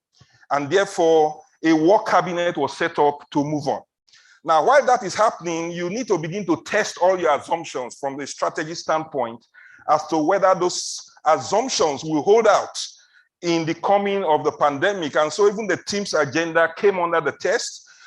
We reviewed it and we felt that it was going to hold out, right? We're going to bring some things forward. We're going to minimize certain things, but it was like Mr. Governor had seen tomorrow in deciding the team's agenda and the broad strategy of the state. Of course, we needed to do some tactical maneuvers in adjusting the budget, but it was clear that if our revenues were going to vanish, right, then the budget will crumble, right? And we viewed that, look, there were still a lot of grounds to cover and to win, even in the revenue side. And there were also certain things that LRS has started kicking in the area of technology. And we felt if we stood strong, not just for Lagos, but for Nigeria, and we took all of those steps that we needed to take, we will come out strong. And I think that is what has basically happened. Teams came out stronger. Teams came out, the team's agenda came out realistic. And like Mr. Governor would say, let us build stronger. Let us come out of this crisis and not waste it, stronger and better. And I think that's what we started to see. You see the Ministry of Finance come out to renegotiate terms on the financing side and save us a lot of money. You see a redirection as to how the budget should move to focus on empowering our people, supporting our infrastructures, and begin to kick out things that helps us come out better than worse. And I think that is the experience from my standpoint. It's been very, very rough, but Lagos has stood through it. And therefore, Nigeria has received some great accolades on behalf of Lagos holding out as the epicenter and holding the steering wheel to take us through the storm. Thank you very much. To the next. What the commissioners and the previous panelists have said, the Lagos State Records is responsible for managing and overseeing records management in all the MDAs of Lagos State. And prior to COVID-19, there was a very big reliance on paper-based records. In fact, there's sometimes that we have a lot of records that are, people don't really know what they actually have, with them because they are not properly kept. But because of the COVID-19 epidemic, a lot of our staff were not able to come to the office. And so they had to start thinking outside the box and start thinking about how they're going to actually access the records. And what we also saw, unfortunately with the End SARS protests, what we found was that a lot of the state's assets, like I said, we have a lot of things that we use paper for. They were attacked and we lost a lot of very, very, very invaluable records. And so now we are beginning to think about how can we have disaster protection, fire protection, ensuring that we are also digitizing. And, like the commissioner said, we are beginning to look at how we can make money and have other revenue streams.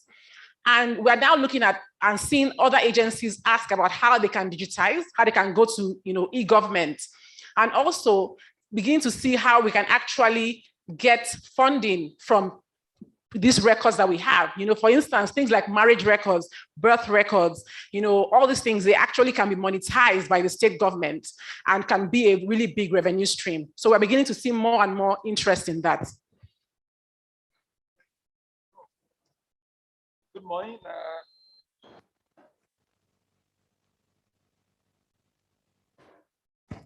Hello, good morning. Your Excellency, I'd like to say good morning to you and to all the distinguished ladies and gentlemen. COVID, as we all know, devastated the world.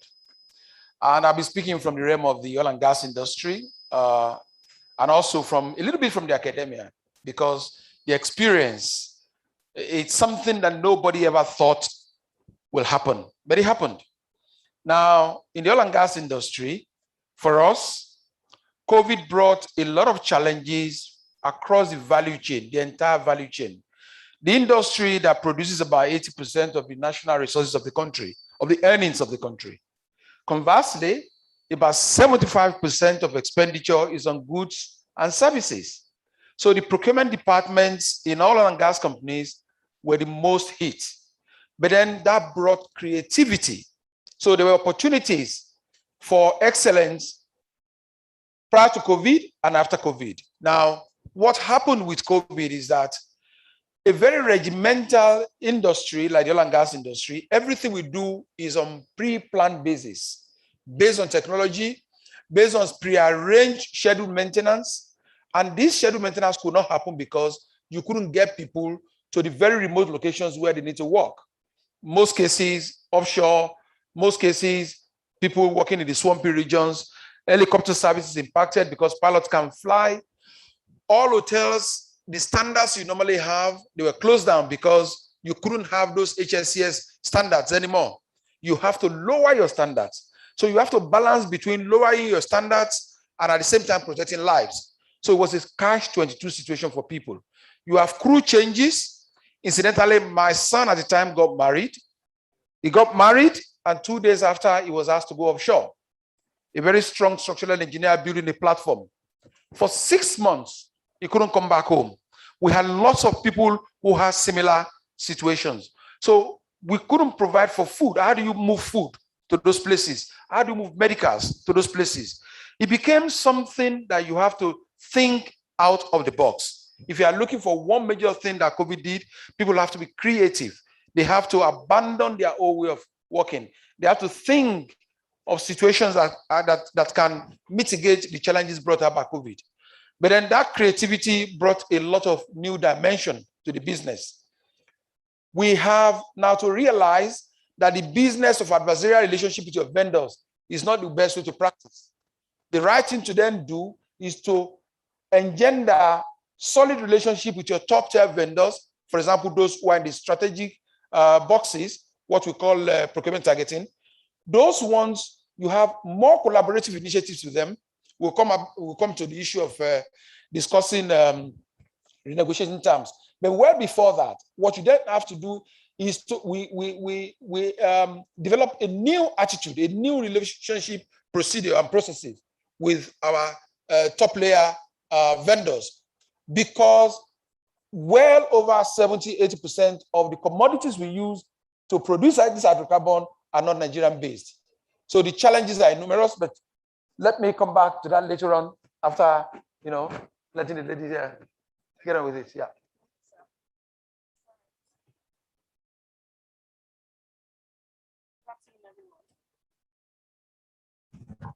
Okay.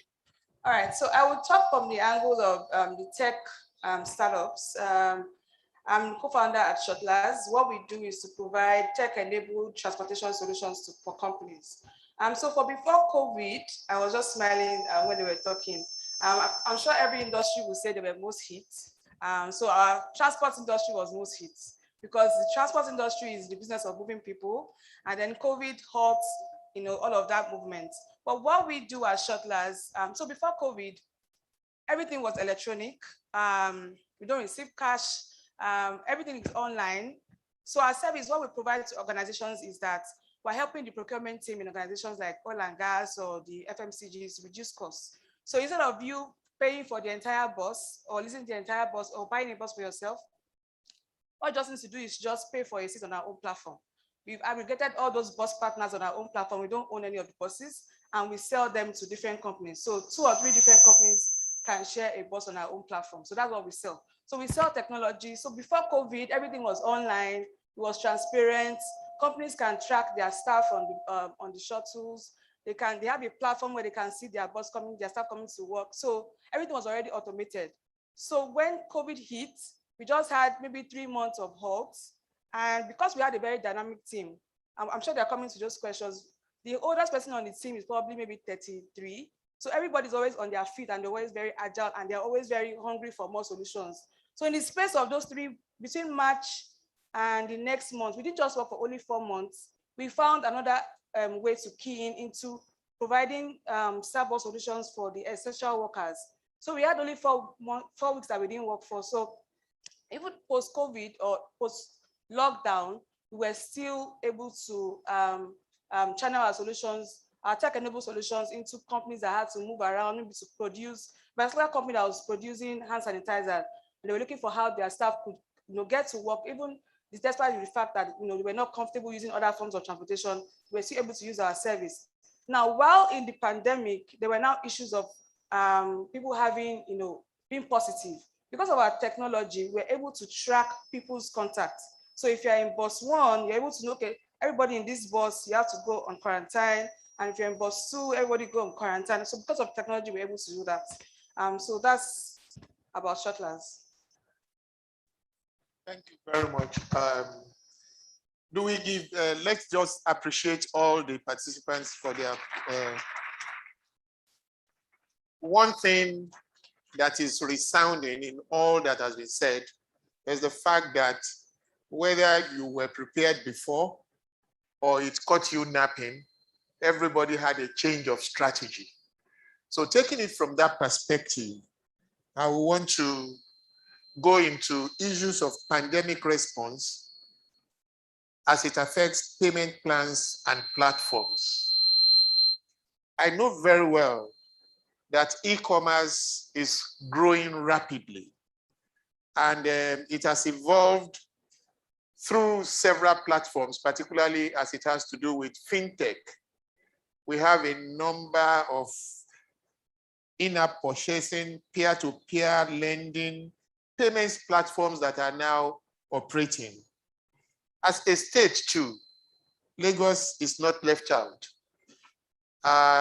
For public procurement agency, for instance, you can do online payment for your administrative fees and contractor registration fees. Whilst all these have been imposed, the belief is that despite the standards, maintenance, and the objective performance of those instruments, we still have room for improvement. So this question will now go to Sam and the representative of the chairman, LRS. How precisely did the pandemic affect revenue generation in Lagos State? Because I know LRS as the cash cow and economic planning as the regulator and monitor. So how did it affect Lagos State? Or did it not even affect us? Because the records that we have outside said our budget performed. So what did you do differently? And how are you ensuring that revenue generation in pandemic responsive payment, and how are you applying revenue generation with the responsive payment plan? So 2 questions. And let me start with Sam, the big Sam, as the regulator and monitor, before the cash cow speaks. Talking about cash cow and big Sam, I'm not sure you realize that I've actually slimmed down. That's what people say. Okay, so once the pandemic hit, it was clear that everything will be challenged. Right? But there's a point you do not want your challenges to go to. Otherwise, what is a health pandemic will lead to economic devastation and even devastation in governance. So for us, like I said earlier, we needed to keep governance intact. And so the governor stood in as incident commander. We were one of the first cabinets in the world to immediately begin to have our cabinet online. We went ahead of even developed countries around the world. Now, because when crisis comes, crises tend to want to freeze you into a position. But Mr. Governor will not allow that happen. So we have broken ourselves into several committees to engage ourselves and to come out with strategies that will pull us through addressing all the aspects of what the pandemic was changing. So we needed to, first of all, have a very strong pandemic response. And that was when you saw us move into working with the federal government to regulate what was happening at the airport and to regulate what was happening in the state. The second thing was that we were already nimble enough to adapt to change. Now, from the LRS side, they were already driving technology. And what the pandemic meant, it was an opportunity for people to embrace that adoption, right? And with that pandemic, that technology adoption, to some extent, forced on our people, it fell directly in line to what we're just in the place where we ought to be in terms of being able to move transactions through the system. Now, tax collection through technology really supports effectiveness and efficiency, right? So once we were able to moderate our budget slightly to take the immediate shock, right, LRS rose up to the challenge against that adoption, right? And they were able to drive the income in a way, even though it was less than what we expected to happen, it was not devastatingly out of point. So the support they had given to the business community in delaying their filing and delaying all of that put them in a position to actually think deeply, right? To bring out solutions that made them come out better off than worse off. Now, if you then adopt technology, technology tends to simplify the process. It tends to make communications faster and easier. And when the process becomes simpler, the ease to then bring about compliance tends to improve. So once we put all of that together, you saw that it was easier. We did not collapse like a pack of cards. And we're able to hold that. And you really must give it to the leadership at LRS. You know, I mean, our panelists in transport, they tell us when what is being attacked is movement. Sometimes if you do not rise up to the challenge and seek new opportunities, it freezes you and sometimes forces you to give up. But I think LRS held out, and I think they deserve a round of applause. They pushed the needle, they held on to the steering wheel. The Commissioner for Finance was on top. He kicked in a mechanism that reviewed performance almost every week. So again, there was a very strong performance management mechanism.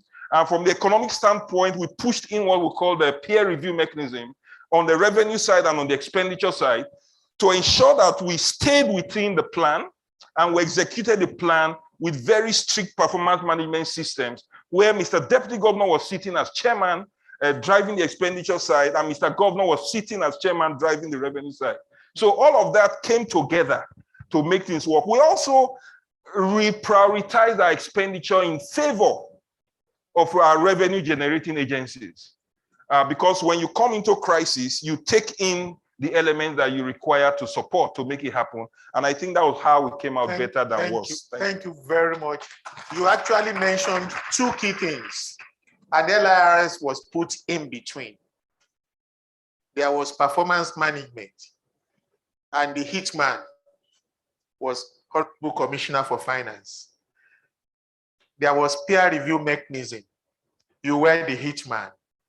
LRS, how did you survive the two? Thank you very much. As has earlier been mentioned, we did have significant reduction in our generation. So what we did do was to try and make it easier and more flexible for taxpayers to meet their obligations. So part of it was the extension of the date of filing returns to give people more opportunity to file their returns, which of course we know that after that payments will come. There were penalties on late payments of payee normally, and we waived those penalties. And then penalties and interests on tax audits liabilities were also waived. So this required a little bit of flexibility in the law, but it was necessary to ensure that things would continue and businesses will continue to run. Another issue of great concern in the agency generally is our tax audit reconciliations. So what we did was to move this to virtual platforms so we could continue to engage with issues with companies with long outstanding tax liabilities, and were able to generate the revenues then. And then we allowed some flexibility in payments that ordinarily may not have been the case, but everything necessary to keep things moving forward. So we're able to achieve our objectives, and we're able to weather the storm and stand steady. Thank you. Thank you very much for disclosing this to the world, that you were not actually consumed by the pressures coming from two powerful men in the cabinet of the state. And I know they were also doing it just to ensure that the state is afloat. Let's put our hands together for that beautiful response. I have to seek and also request that other panelists will allow me to take Sam all through, because he has to leave us for another assignment in about 20 minutes. So I will take everywhere that Sam has to appear, and then we will release him. But meanwhile, for all of us, if you have questions, officials are going around, please take the paper, note your questions as they are contributing. We will make recourse to those questions and ensure that you get adequate response from all the team that we have here. Another round of applause as we go to another issue. And this time we are looking at contract renegotiation and vendor consolidation. Basically, there was need to renegotiate.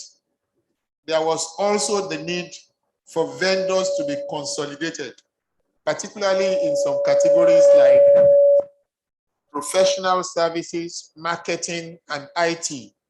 And why were all this necessary? The need to survive recession caused by COVID-19.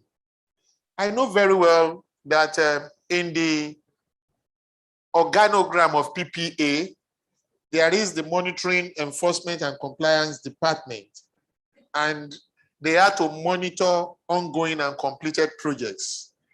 And one thing that was prevalent then was that contractors that have been performing within time limits, particularly 2019 and 4, most of them now became complainants. They weren't able to meet targets, and they were saying that the production process had been hampered. So it became clear that contractors were all out to give excuses in order to have what is called contract renegotiation. So I want to start with Prof, because I know you've done so much on procurement, even from the takeoff point. And Sam will now complement. Thank you very much. So I'm going to give a lot of recognition to the Lagos State government. I'm a Lagosian myself. And this is what Yoruba people call Omowale. Mother from Lagos Island, father from Ekpe. So I can't be more than a true Lagosian. And it gladdens me that the state government puts emphasis on people's development. If I look at the Lagos State Bureau of Public Procurement, I think they're well endowed, they're well resourced. And this is one of the benefits you get as an organization, because as I tried to allude to earlier on, well over 80% of expenditure in most organizations is, or of budget rather, in most organizations, is expended on acquisition of goods and services. Now, when you look at the oil industry, what happens? How did we survive the pandemic? Through negotiation and vendor consolidation. It's basically wearing the professional cap of you as a procurement professional. What you do is you segregate, sorry, wrong word. You segment your vendor base based on value of spend. Because ideally, again, empirical evidence shows us that about 80% of your spend only goes to about 20% of your commodity. And about 20% of your commodity accounts for, of your supplier accounts for 80% of your spend. So what we did was put every commodity in different buckets and look at those ones that are strategically, impacted or impacting the business. What does that mean? That means that those very little number of vendors, if you have 20,000 vendors, for example, if I take a company like Shell, which I'm very familiar with, 20,000 vendors, it will amaze you to note that only about 25 vendors accounts for 80% of the about $2 billion that are spent annually. And I'm sure if you do a similar exercise in Lagos State, you will have similar results. So what do?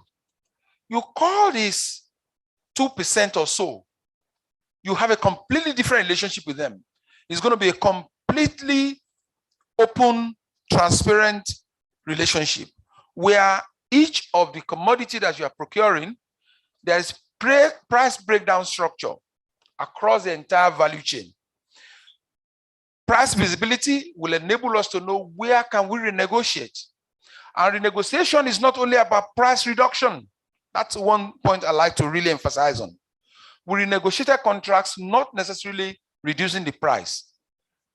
Interesting to say that in some situations, we actually increase the price of what the contract says because we could bear the burden of the vendor. We could see through the visibility of the hydrocarbon value chain and know where it's most impacted. Apart from money, other areas of support to your very strategic vendors is around renegotiating terms and conditions of the contract. For example, insurance. For example, delivery methodology. We have very highly technical processes and procedure that we follow where you will have delivery vehicles which could go to the vendor. Already in the contract, it was meant to be total EPC contract, engineer, procure, deliver, commission. And of course, during the pandemic, we had to revisit all this, take the contract down, know your contract, and then sit with these strategic vendors and say, where can we help you? So the key point there isn't about you must deliver. I have a contract. Yes, you have a contract. But you sit down, open the contract, and begin to negotiate. In some cases, slightly upward. In many cases, because we're the bigger brother, we bore the brunt. Knowing fully well that if they do not deliver, hydrocarbon will suffer. If hydrocarbon production suffers, the budget of the federal government will suffer. If that suffers, it will affect every state because every state goes to take part of their own share on a monthly basis. So it's a very complex thing. But the major message there is the fact that contract renegotiation does not necessarily mean reduction in price.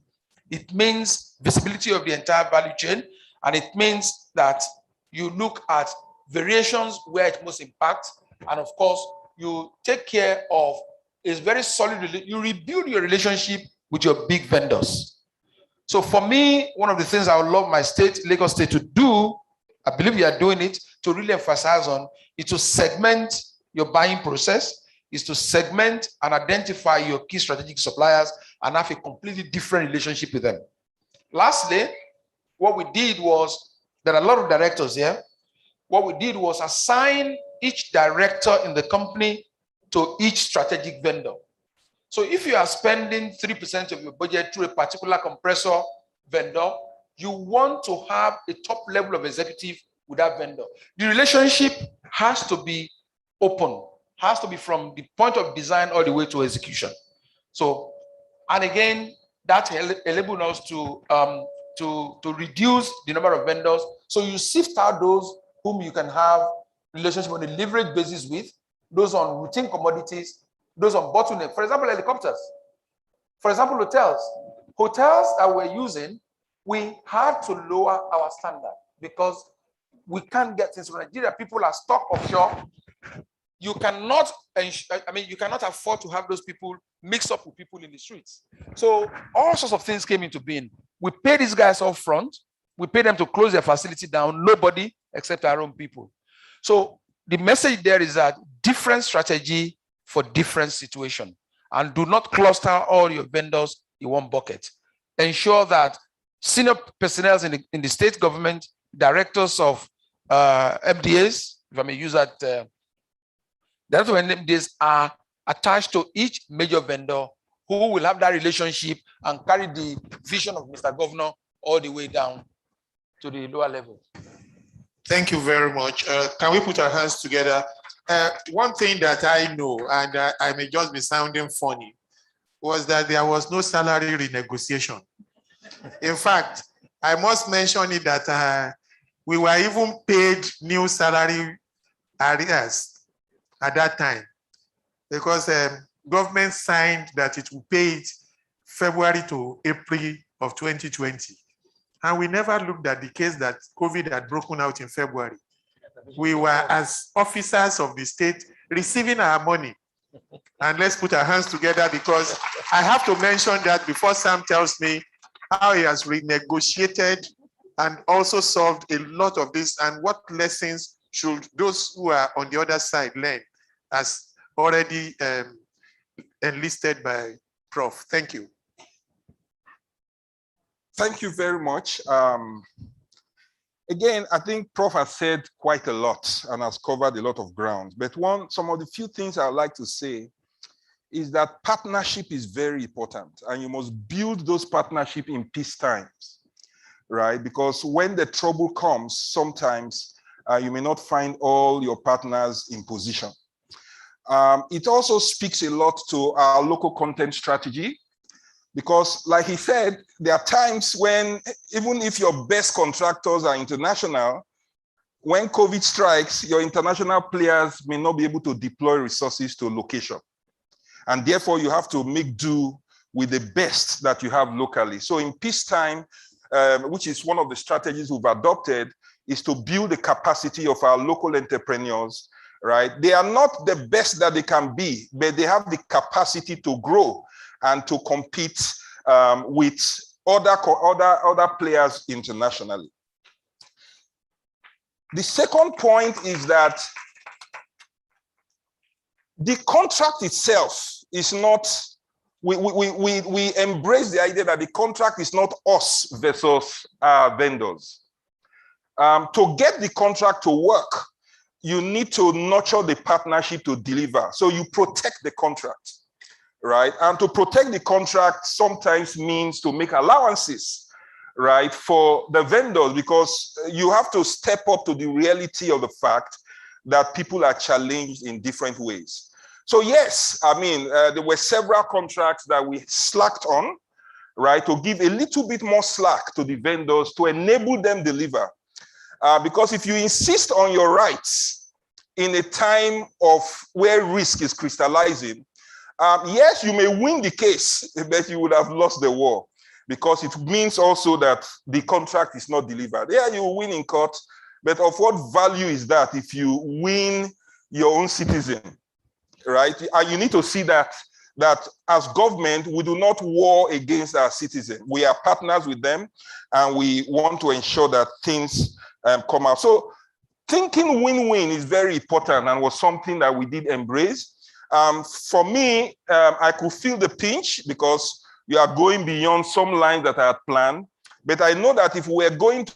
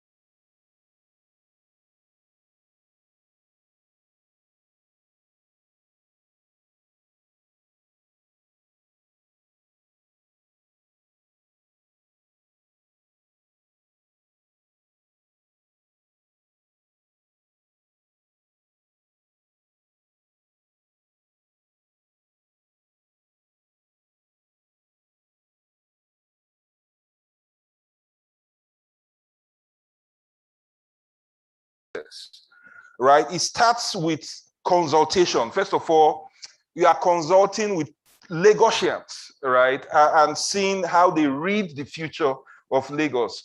You are talking with economists from everywhere because Lagos believes that knowledge is not present in only one location. So there's a lot of consultation going to be able to set what should we expect going forward. But beyond that, Lagos thrives a lot on partnerships. And one of the things you saw in COVID is that you saw the government of Lagos respond to its people. But you also saw the people of Lagos also respond to their neighbors. And then you saw occasions where government partnered with the people to respond to things that required both government and the citizens to respond to. That kind of partnership is at the heart of Mr. Governor's strategy. So when you see all our strategy, we say that partnership is important. You see him saying that when Lagos speaks, Babajide Olusola Sanwo-Olu listens, right? That listening builds trust, right? And that trust is required when the tire touches the road and you need to adjust for flexes in the budget. If I rise up and say to Energy, the Permanent Secretary for Energy, that I need to take 5 billion from your position, right? She understands because our budget process requires that before we arrive at it, there's a COFOG meeting where the champions of each families, right, in terms of the function of government, need to negotiate the budget so they know where the strategic thrusts are and they know those things that we can trade for other things. And that meeting of minds allows for further flexing. Because the pandemic is not just the normal flex you meet on the streets when things go wrong or things do not work as planned. The pandemic is a major shift. And in such major shifts, sacrifices need to be made and understanding needs to be expressed. And you will see it. I mean, we call for the organized private sector. They come at very short notice. They tell us exactly how it's feeling. They advise us as to where we need to go. We put our heads together and we say, okay, this is where we need to go. To move in that direction, those that need to make sacrifices, embrace the sacrifices. And those that need to move a little bit faster to close the gap, move to close the gap. That is the community. That's what makes Lagos the center of excellence. That's what makes Lagos a resilient city that it is, right? Because taking over 25 million people through a pandemic and turning out as a toast for the world to acknowledge is not easy meat to chew. Thank you very much. Thank you very much. Basically, some of the lessons, as I have seen, is that we already had structures in place, like COFOG that was mentioned, classification of functions of government. Agencies with similar responsibilities will sit to consider notes and also share resources. So you only built on it. And one other thing that you have said that is critical is that Lagos believes that knowledge is not only resident in the seat of power. And so you have continuously been relating and partnering with others in ensuring that when there is need for reviews and flexibility, it was as easy as just having a handshake with your wife that you have known for over 30 years. Can we put our hands together again for Sam? And I just have to reiterate that you can start putting down your questions. Our officials will come around and take it. Permit me, ladies and gentlemen, to release Sam because I don't want him to miss that assignment. And he's out of the state, so it will be too bad. Thank you very much, and thank you all for your kind understanding. So whether you like it or not, we will be big in front of Sam because it's a name that has lived before you came, and the name is still living, and it will live very well long after Papa. Put your hands together once again for Mr. Sam Egube. So, just a quick one. Before he goes, we will have a short break for photo session, particularly of the panelists, because it must be recorded that he spoke. And by the time we are taking it against him, or to use it to ask for, you know now, you won't say you were not here. Mr. Governor, sir, please join us. Please, as Mr. Governor, ably represented, will be joining the panelists. We also would like to let you know that Mr. Sam Egube will be presented an award at this summit. And Mr. Governor will be doing that on our behalf. Photographers, cameramen, could you in the next 2 minutes just get the photo session done with? Please, let's quickly get the photo session done with. Please, can we have the award up on the podium so that Mr. Governor will be presenting the award. The DG, please could you join Mr. Governor in presenting this award to Mr. Sam Egube, the Honorable Commissioner for Economic Planning and Budget.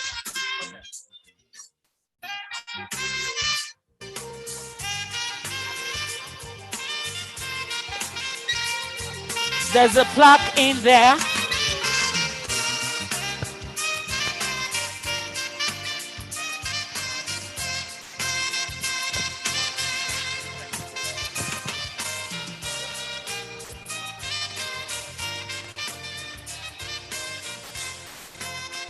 The Lagos State Public Procurement Agency presents this to Mr. Samuel Egube in appreciation of your role as a panelist at the Lagos State Public Procurement Agency 2021 Procurement Summit. I'm sure everyone seated here has, in much delight, enjoyed the insight sharing, the learning. I want to thank you very, very much. Thank you very much.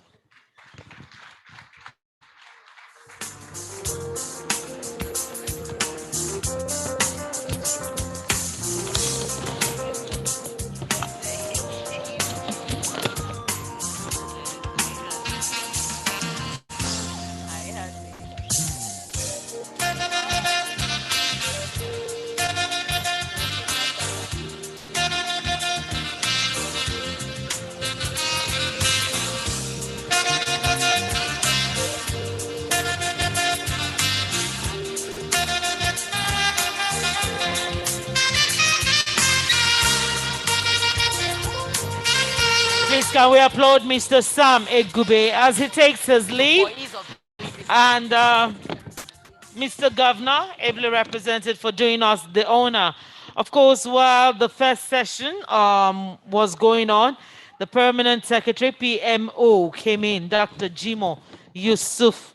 Thank you very much, sir, for being here, sir. We appreciate you, Mr. Sam Egube, for your contributions.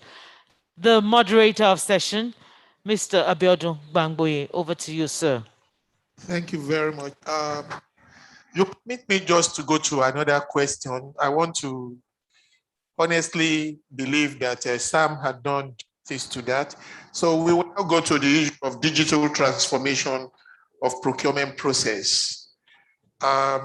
Basically, we know that the issue of technology has actually reconceptualized and reorganized procurement strategy. So many things that we do now, we do it with the application of those instruments to get results. So my brother, Idris and Damilola, how has procurement in your organization and business processes generally changed in terms of digitization? Then what particular digital innovation have you actually introduced? Thank you. Let's start with Dami. Thank you, sir. Ladies first. Okay. All right, so I'll speak from the angle of the vendor, because what we sell to organizations is efficiency and to help them reduce costs. So we work with the procurement or HR or the admin or the transport department in organizations. And what we sell, even before COVID, is efficiency and to help them reduce costs. And we do that through technology. We don't go into the business of buying buses or employing drivers. What we do is to work with those people already in that industry and put them on a platform and make them accessible for companies. So before Shotlers, what companies would do is to engage one company that offers staff bus solution. But with our own platform, they can use 10 to 20 or 30 vendors at the same time because of our technology and how we're able to deploy the buses, scheduled. And that's the solution that we sell to organizations before COVID. During COVID, that also helped us, like I mentioned earlier, because there wasn't need for any form of physical exchange of cash. There wasn't need for any physical monitoring of people entering the bus or leaving the bus or monitoring the drivers. Everything was electronic. It was just the only thing that changed was that we had to be more resilient in the way our customers, the companies, were adjusting to COVID. One of the major clients, had to even move some of their staff who were essential workers to hotels, to work out of hotels so that they can still perform their services. How did we adjust to all these things?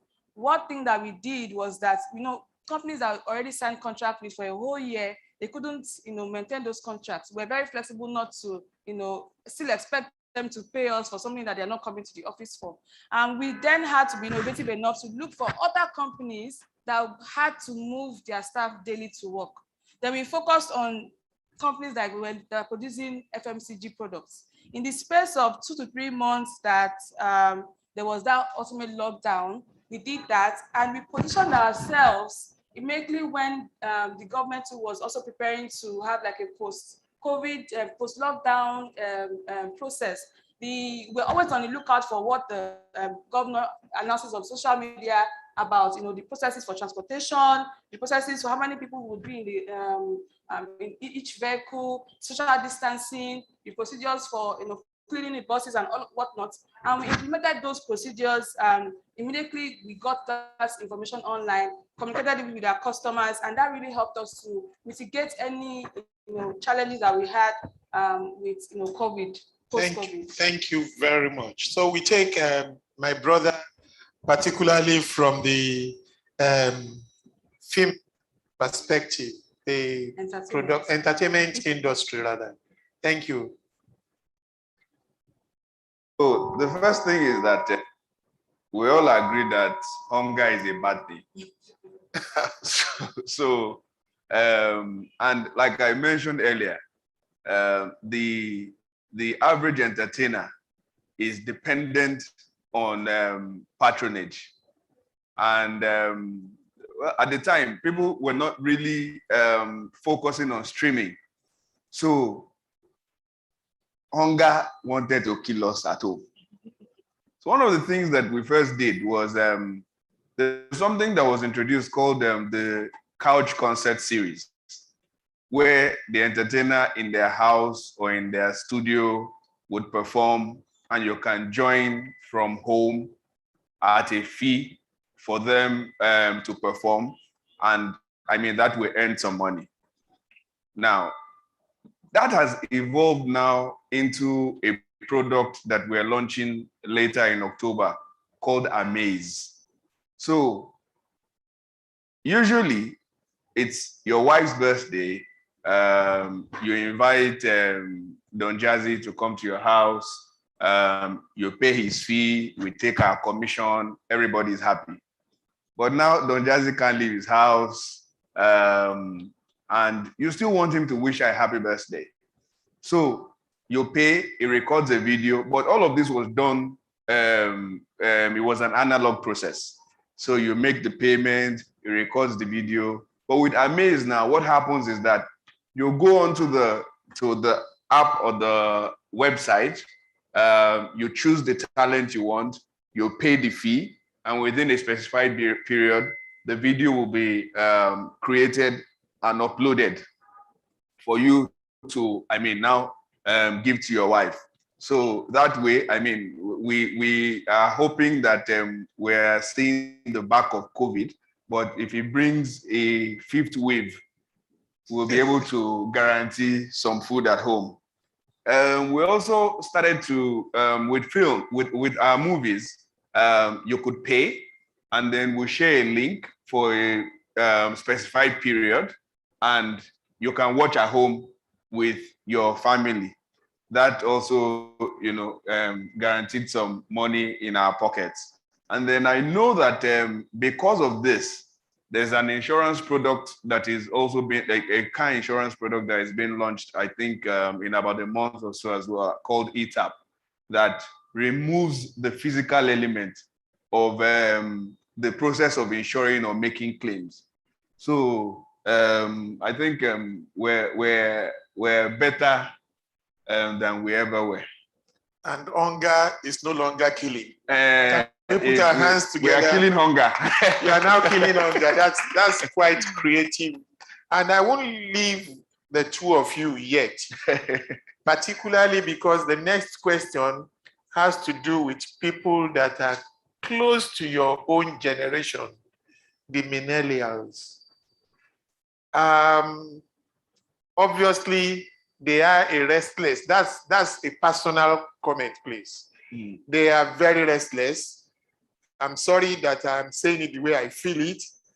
They don't believe in all this, our concern approach. They want to multitask. They want to do so many things at the same time. And we have to be very sincere and realistic. In the next 20 years, they would have reshaped the world of the workplace. Absolutely. So, for the two of you, do you really believe that there is any benefit in the older workforce? You can begin to note my questions because I'm from that angle. I won't deny the fact that I have put in almost 34 years. So I can't say I belong to your group. Well done, sir. But the truth is that, do you believe in us, the older workforce? Okay. Or you only solidly believe in your group, the younger workforce? Do you even believe there is any benefit for recruiting those of us who are old, particularly as, am I not old? I'm over 55. You are young, sir. It's not my fault now, it's my generation, and I have to say it the way it is. So, would you want to say you believe we have anything to offer, and then you would possibly give us consideration over and above the younger workforce? Or would you suggest a kind of a handshake between the two? So don't let me say it's ladies before men now. Okay. Let us say it is brothers and sisters as okay, Africans. So yes, please start it off for us. Okay, so let me first point out that those people that you are talking about, they don't even consider that me or her are part of them. So for the purpose of this question, we are in a category they consider as your category. But we know that we are in the middle. So now, I think that it's important to come home. And when I say come home, there's a Yoruba proverb. On the board of LSETF, the chairman calls me the proverb master. So there's a Yoruba proverb that says, "Owo omode to pepe, agbalagba owo kerege." So there's value on both sides. I know that in the animal kingdom, that the elephant, when they're on a journey and they get lost, they give way for the matriarch, who they believe, and I mean, they've not been proven wrong yet, remembers the matriarch is like the Google map, who can never get lost. Now, the millennials are restless. I mean, some people my generation are restless. Some people your generation are restless as well, sir. But the truth, if we must tell it, is that we've been told that your parents raised you for a time that's different from their time. And my parents, same, and we are raising our children for a different time as well. So we have to be conscious of that when we are dealing with them. So my 11-year-old daughter knows how to maneuver Zoom better than me. There was a day I was on a Zoom meeting and they said vote. And I was looking for how to vote. And she just came, no, you just do this, you just do this. And I'm like, oh. But she still needs me because she can't buy the computer. So, but you cannot bully them. Just the same way that you cannot bully us. It's a partnership. You have value to add and they have value to add. So I think that once we both understand and agree that there's a value that I'm going to give to you, it's easier for them to open up and embrace you and to learn from you, because there's a lot that we can offer them. The people, I mean, my 11-year-old daughter will be able to talk about these times in 20 years' time, because she's experienced a pandemic and she has experienced a lockdown. So she will bully the people that are coming then. But I mean, it's just about understanding, but there's value with them the same way that there's value with us. So, but we owe it to ourselves to work together, because the world is for us and for them. Thank you very much. So let me also request that you put your inputs, and please don't deny them, because you are more like them. I said it deliberately because I know both of you are tech savvy. Thank you very much. Thank you. So I'm not close to millennials. I'm a millennial, very millennial, right? And we're about 35 now, team strength, and 100% of us are millennials as well. And we have some Gen Zs that's below 20. We even hired a 16-year-old intern as well. So in terms of, do we need each other? Yes, and I always like to say that, like, permits me to speak Yoruba, that I'm Omo Agba. My mom was 41 when she gave birth to me. So she's currently about 72 or 73. My dad was 60 when they gave birth to me. So when I was in SS2, he was 75. So I have, my siblings are in their 40s, are in their 50s. I have a sibling that's in his 50s. So I grew up amongst old people. And sometimes when I talk, it's not as if, I don't talk like my age mates. And so the things I've done, I've not done things that my age mates too are doing. So there's really value in really partnering with the older generation, because there's experience, there's wisdom. For example, my mom and my dad worked in NEPA for 35 years. When my mother talks about salary and wages, you know, what we are doing now and the payroll, it sounds kind of archaic, but she's bringing, you know, kind of a experience in working with, you know, company politics, you know, staff, managing people. And that's what has really helped me in managing, in kind of building what we do today. We've built Shotlers solely on relationships. When we started Shotlers, I didn't have one naira to my name, I didn't know anybody. But I built relationships with those who have been in the industry for over 20 years. One of our top boss partner is a woman, Mrs. Birogba. She doesn't know me from anywhere, but I got them and convinced them to put their boss on our platform and get paid at the end of the month without any collateral, without anything. Boss partners is like this. She even loaned us money without knowing me or knowing any of my family members. So a lot of all our boss partners are probably maybe they own companies, or they are drivers in their 40s or their 50s or their 60s, or they are retirees that invested their bosses on our platform.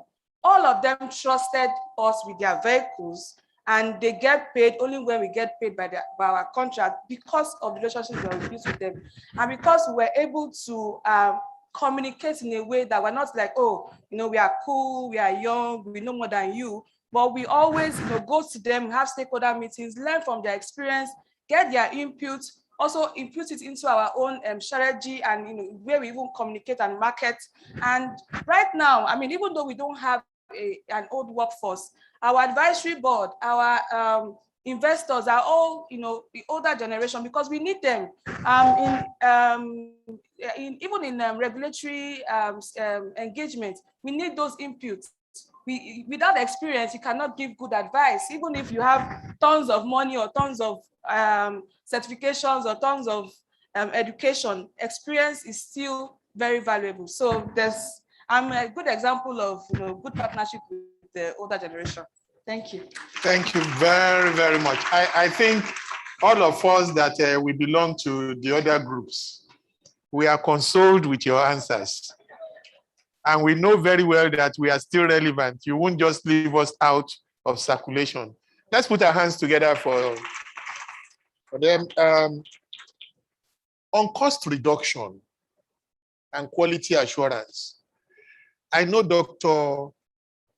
Afolabi had mentioned that when you do project review, it's not just to cut costs, but basically there is this general belief and principle too, not even belief, it's a principle in public procurement that there must be value for money, that you use less to get more. So going to LRS and the DG records and archives, the DG will first take it. Has there been any strategy that you have deployed, particularly during this pandemic, to reduce costs and get more? I would say I'm going to support what Dr. And without affecting values. Value for money, yes. I would say that I will support Dr. Afolabi, because cutting costs doesn't necessarily mean that you're actually saving money in the long run. So I'll give you an example.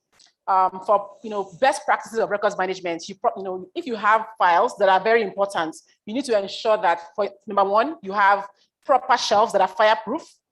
You need to ensure that you have automatic fire detection and fire suppression. So if, for instance, somebody wants to, they bring a proposal today and say they want to build a record center, and somebody is now saying, no, this is too expensive, cut this, and they remove all those important things, and then the disaster that we think is not going to happen happens, then we're going to be blaming ourselves. And with COVID-19, we all know that, all these things that we say, God forbid, it can happen. And it's not a matter of, is it going to happen? It's a matter of, when is it going to happen? So we have to be ready to spend the money to do things right, to save ourselves money in the long run. And that's what we at LASRAP tell, we work with MDAs to let them know that, look, this is very, very important. The governor has, magnanimously approved a revamp of records management statewide. So this means that, and this was actually done, prior to COVID-19 hitting. So it's like he saw this coming. And over the next few years, we're going to ensure that throughout the civil service, we're going to actually employ proper records management services, because at the end of the day, that's going to save us money. Even if we spend it now, we'll save it later. Thank you very much. LRS, just to compliment. Okay, yeah, essentially, the first thing is, a lot has been said by other panelists, but the first thing is the streamlining of your vendors. You streamline your vendors. The professor spoke about, you have fewer vendors taking a significant part of it for reasons of professionalism and experience. So you streamline your vendors, at the same time ensuring that you are not overly dependent on any one given vendor, but it's a more efficient process. So in the process of efficiency, you definitely save the costs. And then, of course, you review your spending patterns, which is just necessary. You begin to look at what you really can do without compromising, as my colleague at Records Management said, without compromising on what is critical to the service you're offering. You review your spending patterns. The tender management process also streamlined, and with all the MDAs on board the e-procurement process, of course, that has helped effectiveness, efficiency, and cost saving, as has the use of technology. And then again, you renegotiate things and you review things. Like, for instance, it may not impede on your immediate cash flow. Like for instance, you look at for assets, you may want to lease instead of rent. So it looks like you're paying out a lot more money then, but you're locking in the rates and you're reducing your cost. Again, on other things, on assets, asset acquisitions and things like that, you're paying the money now, but you know that you're paying a higher value now, but ultimately saving in terms of reducing your need to replace or reducing the cost of maintenance. So you need to take a long-term view. So indeed, renegotiating things may not necessarily in the immediate need that you are spending less, but ultimately you're spending less because you're getting better value. So you're just looking more closely and critically at things and ensuring that at every point in time, you're getting the best value for the agency. And ultimately in this, you're saving money. Thank you very much. Can we put our hands together for the response just made? We are almost wrapping up. We have just maybe 2 or 3 more key questions, after which we will take your questions as already captured by our team. The other issue now is risk management and pressure. There is this belief that an organization that is not responsive to price fluctuations and market realities will make a mess of the procurement process. So, Prof, what are the consequences of poor projection and unstable pricing, and how can organizations mitigate the risk of price fluctuation? Thank you, sir. We've been through this before, severally. The consequences are enormous. One of the major consequences is the fact that when you need the goods and services, they will not be there for you. Price fluctuation in a society like ours, where majority of what we require are not produced or manufactured in country, you are susceptible to foreign exchange fluctuations. Obviously, price will move, price will vary. So when you require the goods to deliver the project, the goods are not there. Again, another thing would be about budgeting. A budget is set, you expect to spend this amount of money with this provision for variation to this extent. But once there is price fluctuation, obviously, it brings your planning to a very strong, challenging situation. Poor supplier relationship is also a very strong effect of that. But then how do you mitigate the risks? The very first thing to do is to apply the methodology of the 4 T's in risks. Some of the risks, you consciously take them. You consciously take them. Some of them, you treat the risks. And there are others, obviously, what you do is to transfer the risks. If the risk is beyond redemption for your organization, or you don't have the expertise, you transfer the risk.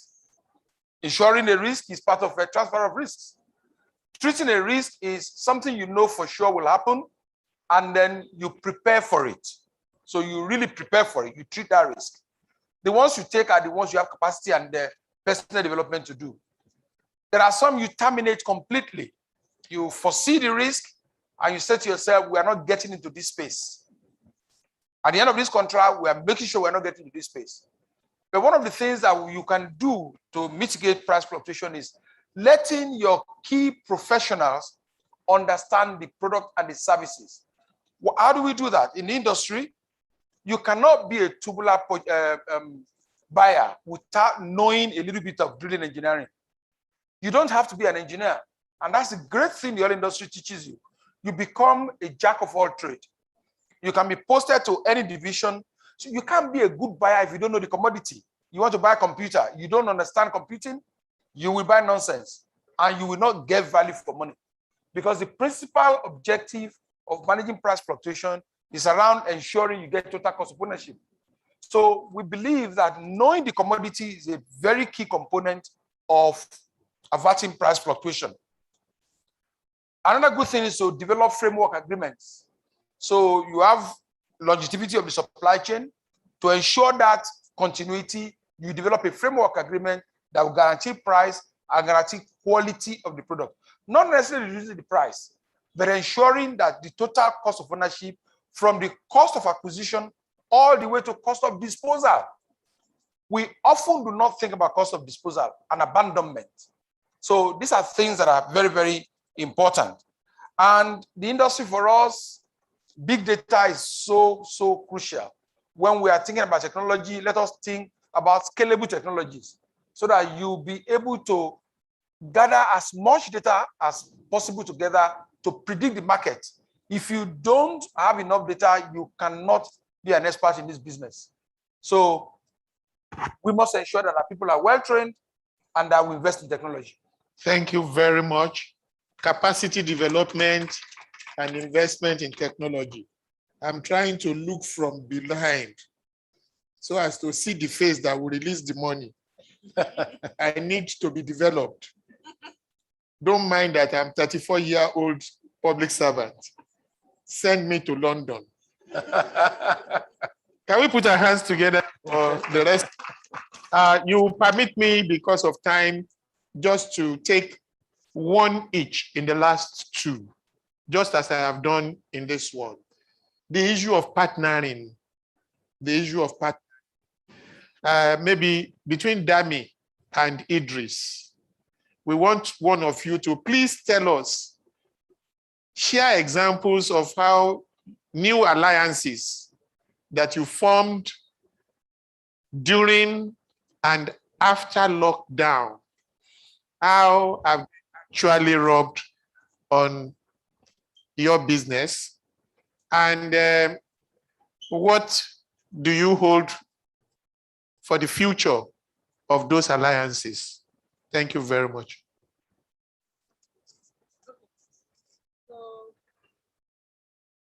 Hello. Okay, so because we are in the business of very asset-light business, we don't own any assets, we don't want to manage anything, we don't want to have any liability. So we partner with those who are able to have those liabilities. So for the vehicle vetting, when we are trying to place a vehicle on a platform, we also partner with those who are going to vet the vehicles. So before COVID, we had like a mechanic that would come to the location, the process was very slow. All of a sudden we heard about MECO, another tech-enabled mechanic platform where they have a mobile mechanic solution where wherever the vehicle is, they will deploy mechanics there, check the vehicle, and in a number of minutes on my app, I can see the buses, the engine, the plate number, the functionality of what is missing, if they don't have the right documentation, if the driver's license has already expired, or they don't have insurance, they don't have LASRA, we give them maybe like 2 or 3 days ultimatum to get it, or we yank them off the platform. So that kind of partnership has helped us, increase our efficiency. Maybe because I have a background in chemical engineering. So all I'm thinking about is efficiency. How can we get something faster, cheaper, and in a smarter way? So we partner with people that are able to help us achieve that. I might not be able to disclose, but we're going into a partnership with an oil and gas company where we will be able to then use their filling stations to help our bus partners to also get fueling at a very an efficient way. So when bus partners, another problem that bus partners have is with the drivers, where they cannot track the usage of fueling. Maybe the guy will say, from Yanapada to VI, he said, instead of using 5K fuel, he told the bus owner that he has used 10,000 naira fuel. But a partnership with an oil and gas company where they can track the usage of the fuel card, you can limit the number of places that it can go, number of fuel that it can buy per day. It totally disrupt what the driver can, how the driver can cheat the bus partner, and then reduce the cost, and then they can help them build the margin. So everything that we do around efficiency, our job partnership is how can you help us reduce costs? How can we increase our margin? How can we help our bus partners to gain more from this platform? And so we form the partnership. Thank you very much for it. Nigeria is a very special country. And when we come up with ideas like that to block some holes, you realize that people would almost wake up the next day to plug another hole. But what is important is that we keep applying strategies, and we keep seeing through how to make things work. Thank you very much for the input. The last question, maybe I have to just force it on Dr. Afolabi, because I want to hear both the town and gown perspective. I know you lecture, and at the same time you are in business. So that gown is the academia, Abi, and the town is the oil and gas at Ibebelo, which you won't want to disclose. Future-proof procurement. Future-proof procurement. A procurement strategy that will apply market intelligence, environmental scanning, adapting and leveraging trends to transform procurement function. Do you really think we have anything to learn? And how do we really go into it? And perhaps the last leg of the question, don't mind me. I like questions that will have A, B, C, and D. The last leg of the question is, for Lagos State, because you are a Lagosian, can we really devise a future-proof strategy in procurement that will not be obliterated by time? I yield the floor. Very good question. It's happening at the moment. All your Airbnbs, Lagos is full of Airbnbs. These are future procurements. Yeah, samples. Yeah, the key issue for future-proof procurement is around technology. No other answer. Because big data, blockchain technology has taken over procurement. And that is where you see value for money, true value for money. Adopting technology, adopting P2P structures. And once you ensure that you have ERP, which is Enterprise Resource Planning tool that you are using, I hope you have Enterprise Resource Planning tool that you are using to drive your procurement, you are future-proof. Because procurement is all about data. When you have sufficient data and you analyze them, you can make good decisions.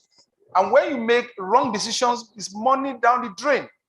So making good decisions is possible only when you have qualitative data. And that is what enables foolproof future procurement. Thank you very much. You've made it very brief, but very succinct. Before we wrap up, we have some questions from the floor.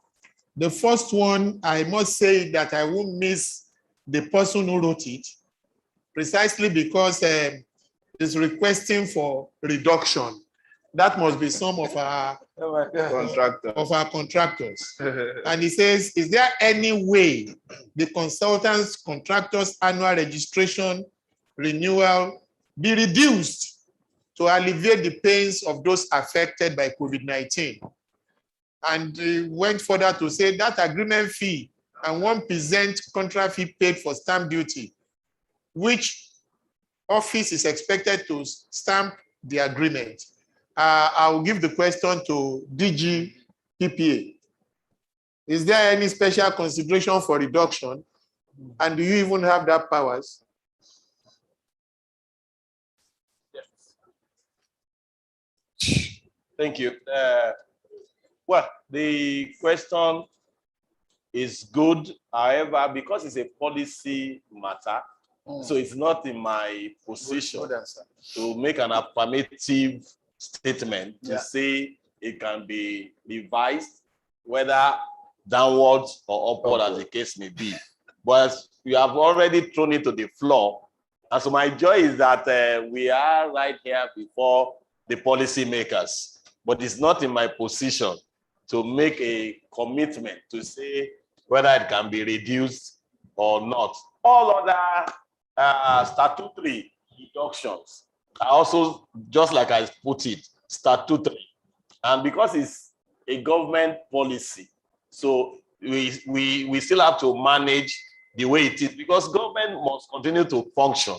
And if these are the things that make government to function, I will just beseech you to just continue to align, because one of the challenges that we have had is that the populace have a lot of expectation from the government, and the only way this expectation can be met is through some of these statutory deductions, all of these little charges. If you look at it, actually, it is 0.25% that PPA charges is a quarter of one.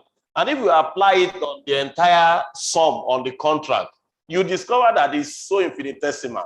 So I want to beseech you and encourage you to continue to align with government and support government to continue to be able to deliver the expectation of the public. And it is these provisions that you make. Thank you. In terms of Thank you very much. You have actually removed yourself out of it. But you see, when we have the chairman of the board of PPA seated, maybe I should also send it to him, because I'm being very magnanimous. And before I send it to you, sir, let me just say that somebody actually raised an opposing view. The same question, or somebody is now saying that the certification of projects, the other person said that all the prevailing rates are now still and outdated. You can see contradiction and opposing views. So when you are addressing it, you can take the other one too, and let us know what government could do. So thank you very much. I think this is a very good question, observation, and thank you very much, Director General. So what we are going to do, I think, as a procurement governing board, and I'm making this commitment on behalf of Mr. Governor, because I know that he is a supporter of small businesses. So our commitment to looking at it, reviewing those charges, levies for small businesses will be done. I can't make an affirmation how much we are going to do, but immediately after now is something that we're going to do, because I think small businesses need it. I said it as part of Mr. Governor's speech here. We need to look at it for small businesses. And I'm promising here that we are going to review it almost immediately, looking at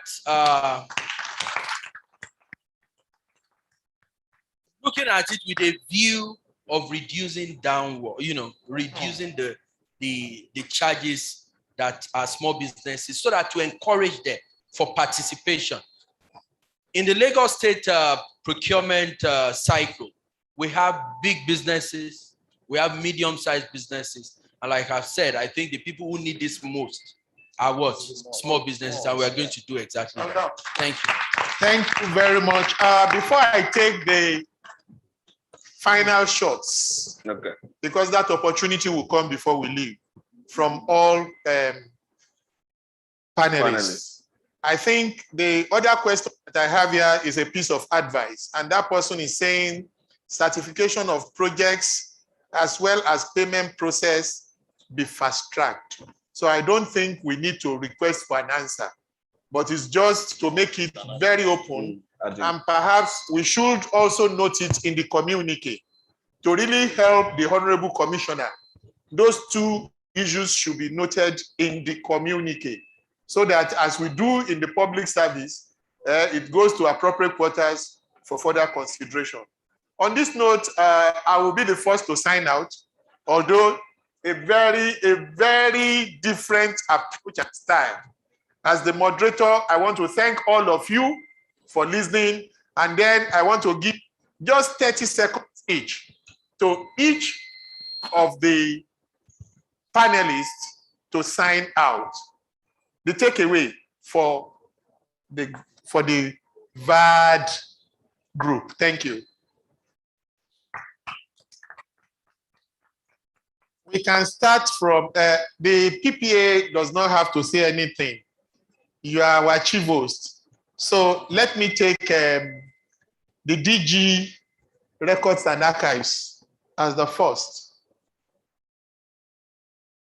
Okay. Sorry, I'm trying to start my mic. Thank you so much. I really had a fantastic time here, and I learned very much from the other panelists. I would say that my parting note will be that we should all be very comfortable with uncertainty. So COVID-19 has shown us that the status quo has changed forever. And we need to ensure that we are ready and prepared for anything that happens. Thank you. Thank you. I want to take my sister, who is actually eminently and competently qualified in the representation of the chairman LRS. Your parting shots. Yeah, thank you very much. I think essentially, I've also learned a lot, and thank you for inviting us, that we've all learned how to think creatively in this COVID times. We've all had to be more creative, and we've all had to really keep our eye on the ball and be more efficient and effective. And we should endeavor to just maintain that, even when things get better, as they will, as the way forward to deal in these new times. Thank you. Thank you very much. I will actually invite my sister, Damilola Ulokeshusi, for her parting shots. Thank you for getting the pronunciation of my surname. I've learned a whole lot. I'm married to an Ekiti. Oh, nice. So my if brother. I don't get it, I will be punished at home. All right, thank you, sir. So I've learned a whole lot today, and note to myself is that I need to attend more of these events and programs so that I can closer to what the government is doing and be informed. And I'm quite impressed. The caliber of people that are here and the kind of innovative things that the government also did during COVID. The government is already resilient. We've seen what they did during COVID, very resilient, and they adapted really fast. I think that what is just left is more understanding and acceptance of technology, and understanding, as the trends are changing, they should be also fast adopting techniques to the changing technology things in the world. Thank you. Thank you very much. Prof, your parting words. Very much. Pardon. Hello. Your Excellency, Mr. Governor, I'm going to address you. I'm looking straight at your eyes for my parting words. Two parting words. I work at the moment for the federal government and the World Bank, and I've had a relationship with a lot of states. I have not seen a state as committed as Lagos State. And I'm not saying this with any sign of any favor or anything. You've just demonstrated that. What you did here a minute ago is actually a solid demonstration of a responsible government. And I would like you to please continue. It's difficult. I was looking at the DG. He cannot make policy change. And you standing for Mr. Governor says, yes, I can make policy change, but I promise you we will take action. That's an affirmative word, and thank you for that. Second parting word, again, is going straight to yourself. And I'm asking that the government should continue to support people in competence development. Let's ensure that only competent people and all the people that are in the DG's office train and retrain and retrain and retrain. And we will be the best as ever. Thank you. Thank you very much, particularly for emphasizing train and retrain and retrain. Look at my face, Mr. Governor. Look at my face very well. It's not only for those in the office of the DG. Okay, you are already marking it. Thank you very much. Let's encourage him with rounds of applause, because that, yes, I want to take from the last, although not the least in any ranking, because there is one thing that I have consciously controlled myself not to disclose, but I have to disclose it. Is only trying to demo. He has been in the public service for several years before going into the private sector. So Tempili, that is the temple. Sir. Your parting word. Your parting words. So good afternoon again, and thank you very much for inviting me. So my parting word is a message that I was asked to deliver. So like I said earlier, I sit on the board of the Lagos State Employment Trust Fund. and I chair the committee on stakeholders and fundraising of the board. And I've been asked by my stakeholders to present to the PPA the need for you to find a way to perhaps create a special set of rules that would apply to those we fund and to those we train. The entry level based on your requirements are high for many of the MSMEs. And I think that by creating perhaps the Honorable Commissioner sits on the board as well, and he knows of the challenge. By creating a relationship maybe between the ministries of wealth creation and employment and perhaps finance and the board itself, we can maybe create a guarantee for those that we pipeline. But we have a really, really large pool of talent in business and in skills that can benefit from patronage from the Lagos State government. That is and yes, I worked in the public sector. I worked in the Lagos State government from 2007 to 2015. And you are still working for us now. Sincerely, it's the best education that I ever got. I am very, very proud of the public service of the Lagos State government. Yes, I'm still one of you. And that's why it was easy to answer this call. Immediately they came, you have to come. And I'm always willing to assist in any and every way that I can. Thank you very much. Thank you, ladies and gentlemen. We have just concluded this session. I may not be deserving of rounds of applause because all I did, wait, I'm trying to raise a poser. All I did was just to be guided to take this role. And for PPA, I know at least I have fairly performed. But for all these people that are seated, ladies and gentlemen, can we rise to give tumultuous applause for the wonderful performances? Thank you very much. I think we can applaud them much better than that. So I think we can. And before you take your leave, panelists and indeed moderator, the PPA, the officer, please can we take our seats? Thank you. Can we take our seats? The moderator and indeed all our panelists, very quickly, will be giving you some awards for all that you have done here today. And the DG, Mr. Onoforte, will do us the honor. Please, can we quickly take it up? Please, let's quickly take it up. He will just present to each and every one of them very quickly. And indeed, I'd like to let us know that after this award presentation, we will be... Please, let's check the names. Let's check the name on the plaque. So you just go through to the person. Sorry. Thank you very much, Mr. Abiodun Bangboye, who the Honorable Commissioner for Finance says he will be going on training very shortly. You know, it is sign language. When you notice that sign language, the only thing the sign language didn't say is the country, the state, or the village or town. It could be in Ekpe. It is still a training. Thank you very much.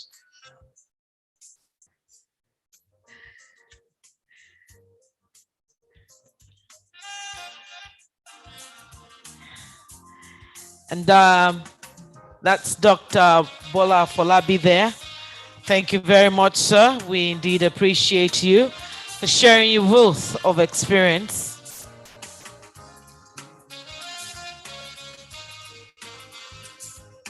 Please, the panelists, don't leave yet. Panelists, where are you? And moderator, please all stay on the podium while I respectfully, immediately after the presentation, just stay on the, please, sir.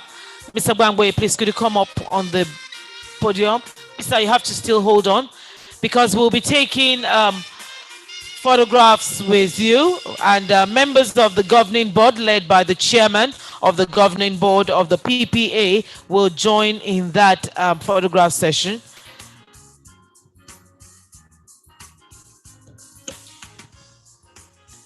Mrs. Bilkes, please, could you come back up onto the podium? We still want to take a photograph with you. At this point in time, I'd like to invite the chairman of the governing board of the Public Procurement Agency, the Honorable Commissioner for Finance, and members of the board to please come up to the podium to take this very all-important photograph with our panelists. Thank you very much, sir. Can we applaud him as he steps up with members of the board? Please applaud him as he steps up with members of the board. We will quickly take the photographs now. We'll take one with our face masks off, please. Can we quickly take our face mask off? Miss Damilola, please. Miss Trace as well. Please, can we come for the photograph?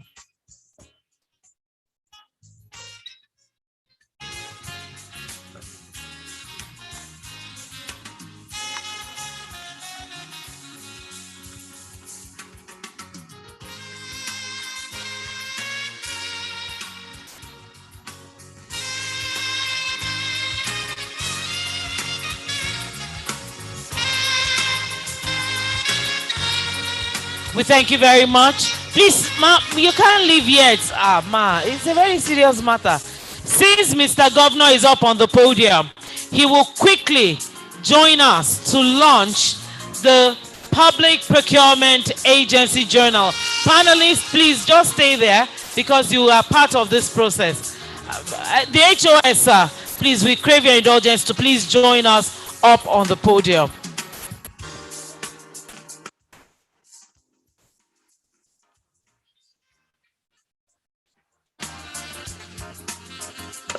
Please, at this point, I'll cede the microphone to Mr. Governor, ably represented, to officially launch the journal for the Lagos State Public Procurement Agency.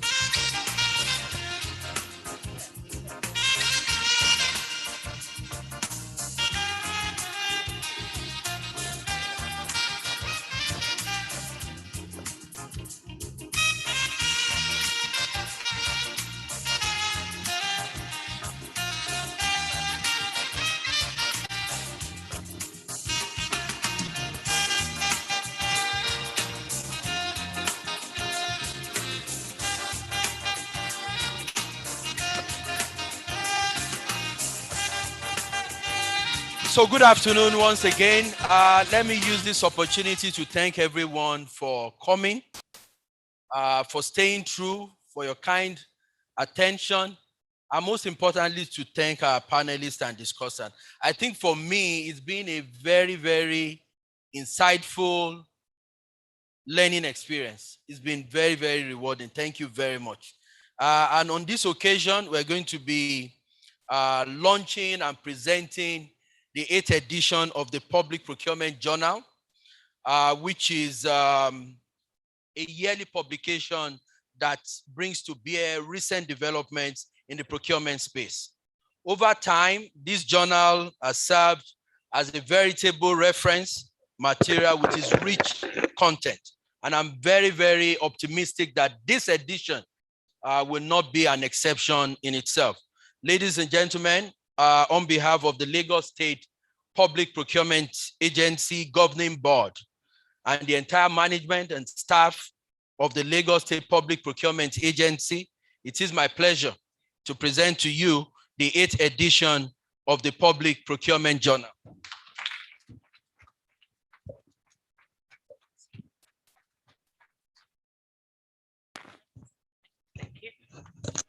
Please, can we applaud Mr. Governor once again?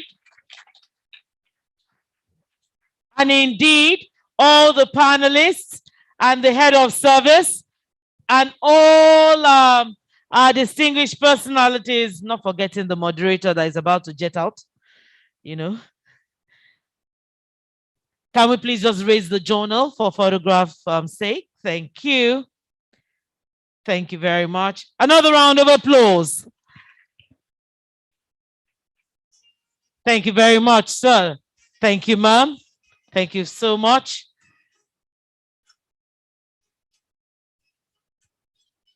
Thank you very much. Thank you, panelists.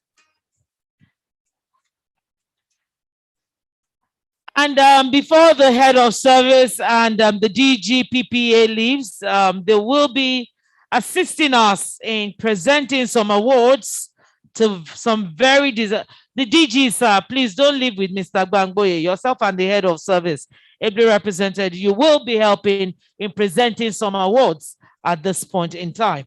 The first award at this event, oh, Mr. Governor, sir, while you were giving out, no, you can please return to your seat, sir.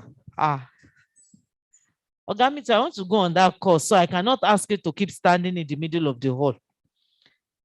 Thank you very much. A round of applause for Mr. Governor, ably represented.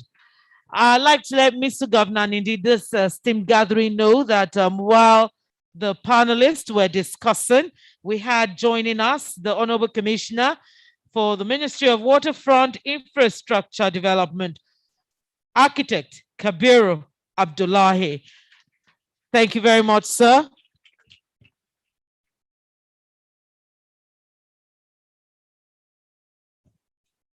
The first award this afternoon is going to a wonderful woman, and it is the Lifetime Achievement Award, which has been won by none other than delectable, quintessential, intelligent, very quiet, unassuming woman of Kanda, the Permanent Secretary, Ministry of Energy and Mineral Resources.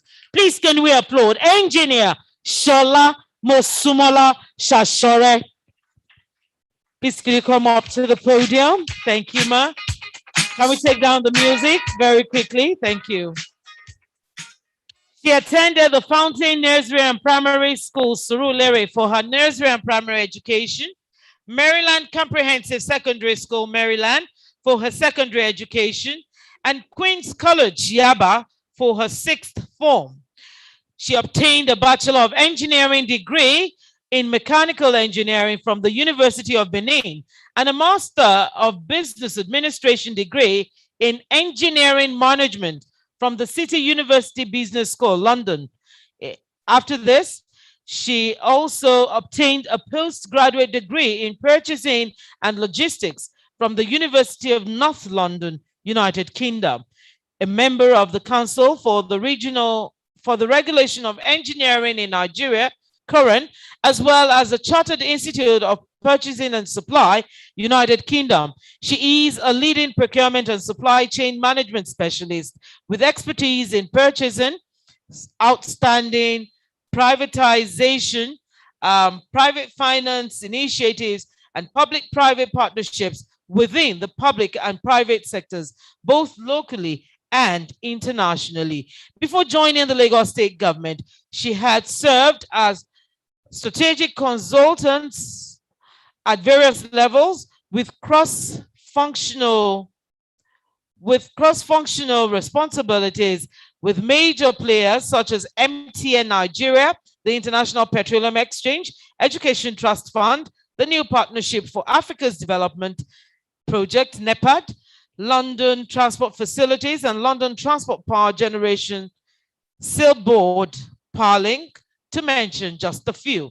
She is a perfectionist, an ideologist, and this woman whose demonstration of excellence, of unflinching commitment to due process and the rule of law, with her joining the exclusive body of permanent secretaries in Lagos State, Ms. Mosumola Shashore has made history as the first person in the procurement officers cadre to become a permanent secretary in the Lagos State Civil Service. I present for this Lifetime Achievement Award, Engineer Shola Mosumola Shashore.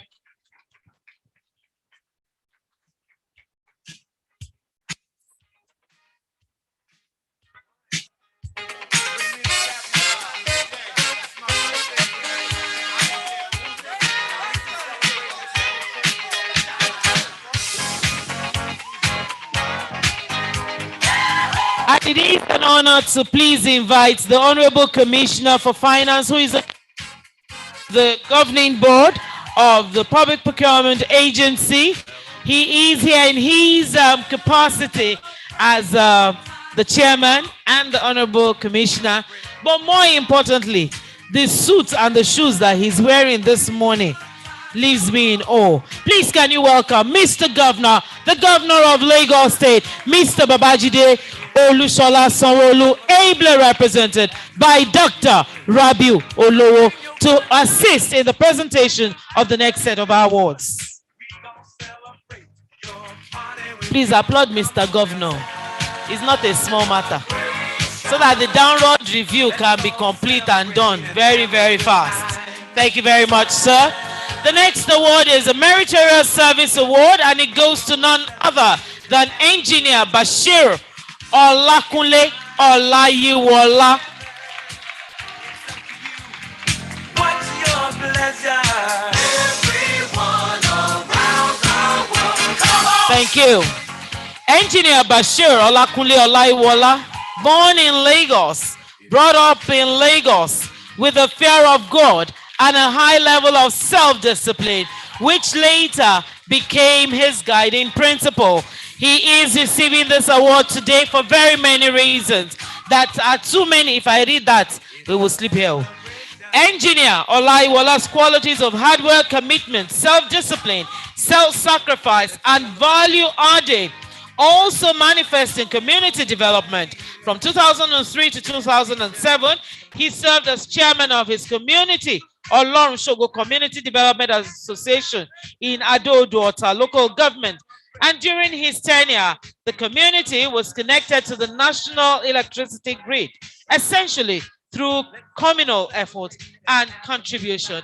This man continues to serve Lagos State, and indeed, he is a man that is worthy of emulation. Mr. Governor, sir, the head of service, sir, I present Engineer Bashir Olakunle Olayiwola for the Meritorious Service Award.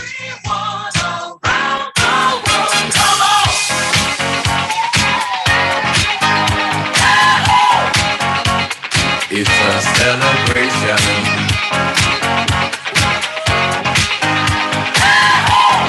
Congratulations. So, Mr. Governor, you can't go there still. Mr. Governor, if you know the plan that these people have, they said they must have the governor's handshake this afternoon. It is not a small matter. The next is a special recognition award, and I'd like to invite the recipient of that award, Dr. Oladipo Olubumi Layiwola. Please can we applaud him as he comes up?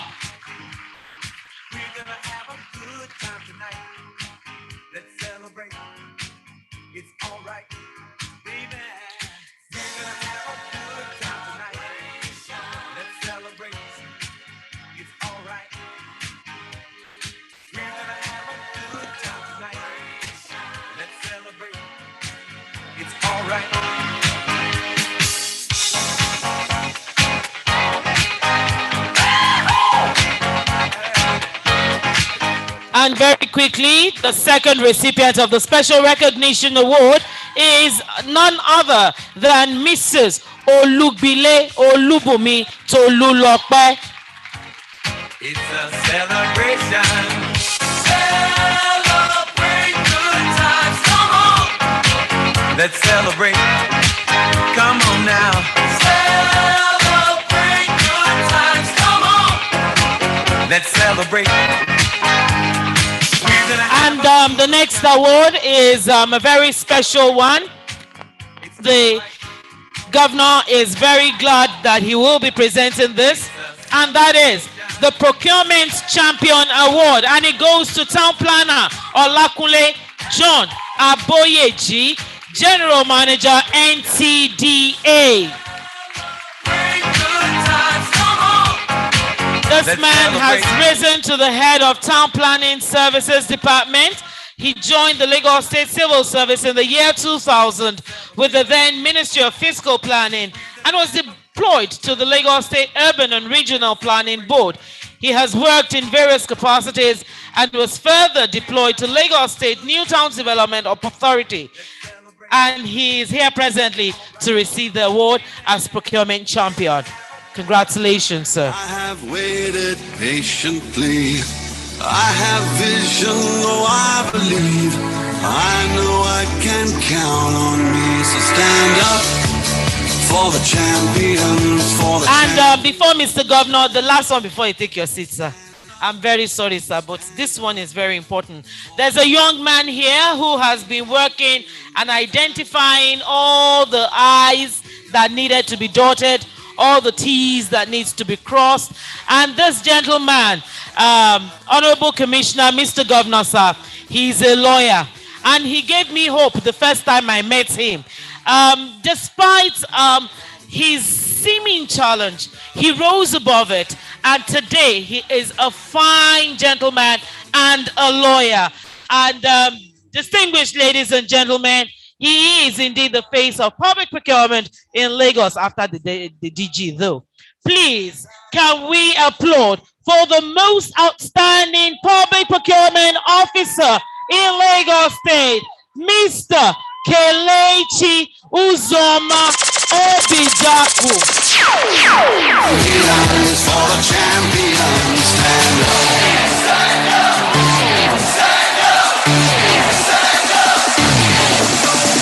Here we go, it's getting close.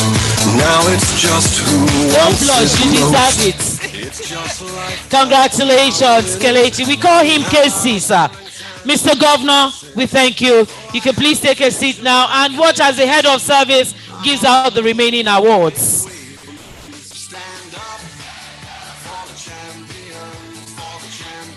Thank you very much. Please can we applaud Mr. Governor, ably represented at this event. Thank you, sir. The next award is Excellence Award, and it is going to none other than Mr. Olushesi Biliaminu Oluwole. For the champions, stand up.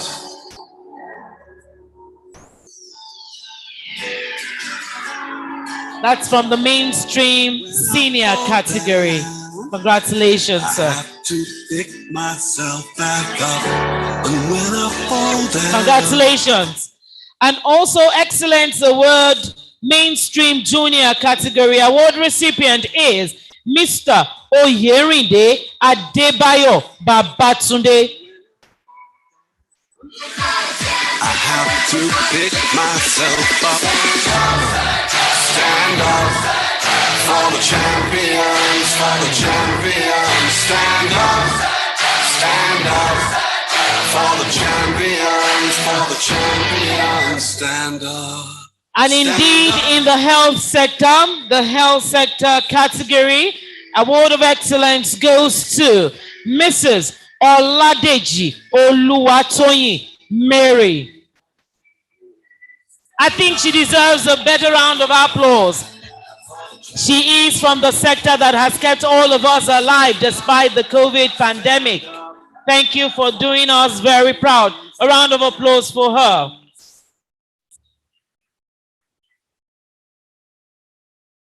Congratulations, ma'am. And from the local government category, Excellence Award goes to Mrs. Andoya Yemisi Grace.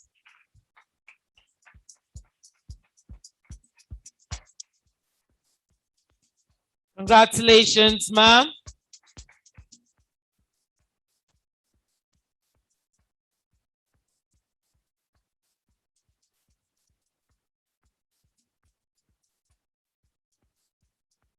And the last award recipient at this event is coming from the tertiary category. Excellence Award goes to Mr.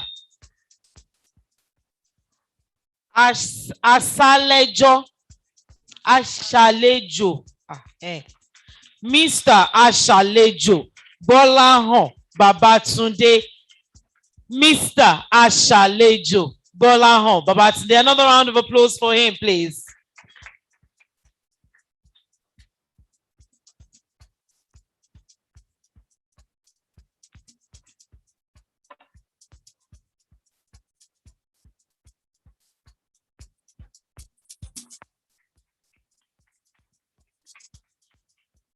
thank you very much. The head of service ably represented and the DG of the Public Procurement Agency. Thank you very much for this. Before we go ahead to move a formal vote of thanks, I'd like to inform us that we have one of the best exhibition stands outside. Coming in, we have the stand for the health equipment, the stay fit equipment, household equipment. We have a wide range of products out there. Please avail yourselves this very unique opportunity. Visit the exhibition stand just right outside the hall on the right, and you will be glad that you visited the exhibition stand. Before we go ahead, I'd just like to plead with the ushers to let us quickly pass around the lunch pack. Mr. Governor said he would have loved to do dinner for us, but since Mr. Shalejo is here, dinner is on him. So he would be the one to host us this evening. Mr. Governor has given us breakfast through the Honorable Commissioner for Finance. He has given us lunch. So Mr. Shalejo, please let us know the venue for dinner. Mr. Governor, ably represented by the Honorable Commissioner for Finance and the Chairman, Governing Board of the Public Procurement Agency, all members of the State Executive Council here present, particularly the Head of Service of Lagos State, ably represented by the Permanent Secretary, Mr. Samson Ajibade. Indeed, all bodies of Permanent Secretary, members of the body of Permanent Secretary here present, and all our distinguished personalities, ladies and gentlemen. To move a formal vote of thanks at this event, I'd like to invite one of the award recipients from the PPA himself. That is the man that has been, oh, okay. It's not Mr. Procurement, the face of procurement that is doing it.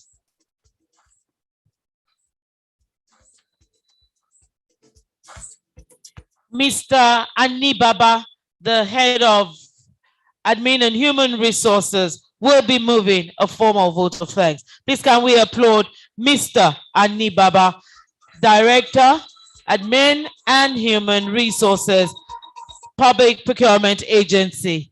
I think we can applaud him better.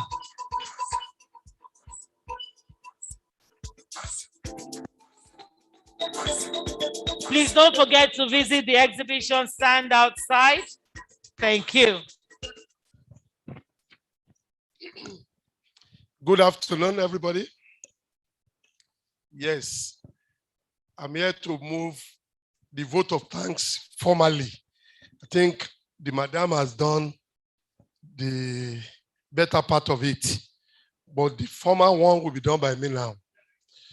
Yes, the governor of Lagos State, Mr. Babajide Olushola Sanwo-Olu, ably represented by the chairman of our governing council, the board, the Honorable Commissioner for Finance in his own right. Thank you, sir. The Deputy Governor of Lagos State, the Chairman House Committee on Procurement, Lagos State House of Assembly, the Head of Service, ably represented by our Captain of the body of Permanent Secretary, Mr. Ajibade. Thank you, sir. Members of the State Executive Council present, thank you for coming. SAS, MAS. Members of the Governing Board of the Lagos State Public Procurement Agency, we thank you for coming and for sitting out throughout. Thank you. Members of the body of Permanent Secretary, Chief Executive of Parastatal Organization present, Director General of Oyo, Ekiti, Kwara State Public Procurement Agencies the panelists, the awardees, contractors and service providers, directors and entire staff of Lagos State Public Procurement Agency, gentlemen of the press, distinguished ladies and gentlemen. Thank you for coming. I wish you journey mercies back to your different destinations. Thank you and God bless. Thank you very much, Mr. Nibaba. Mr. Governor, ably represented. The head of service, ably represented.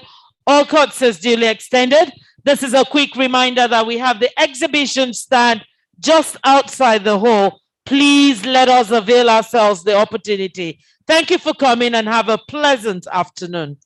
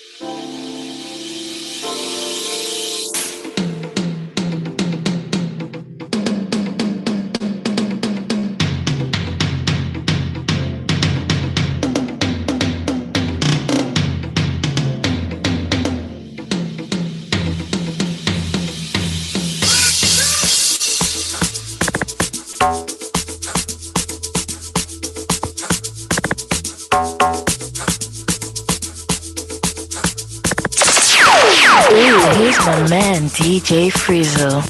You are now rocking with the best DJ. Best DJ. Frizzle. DJ Frizzle.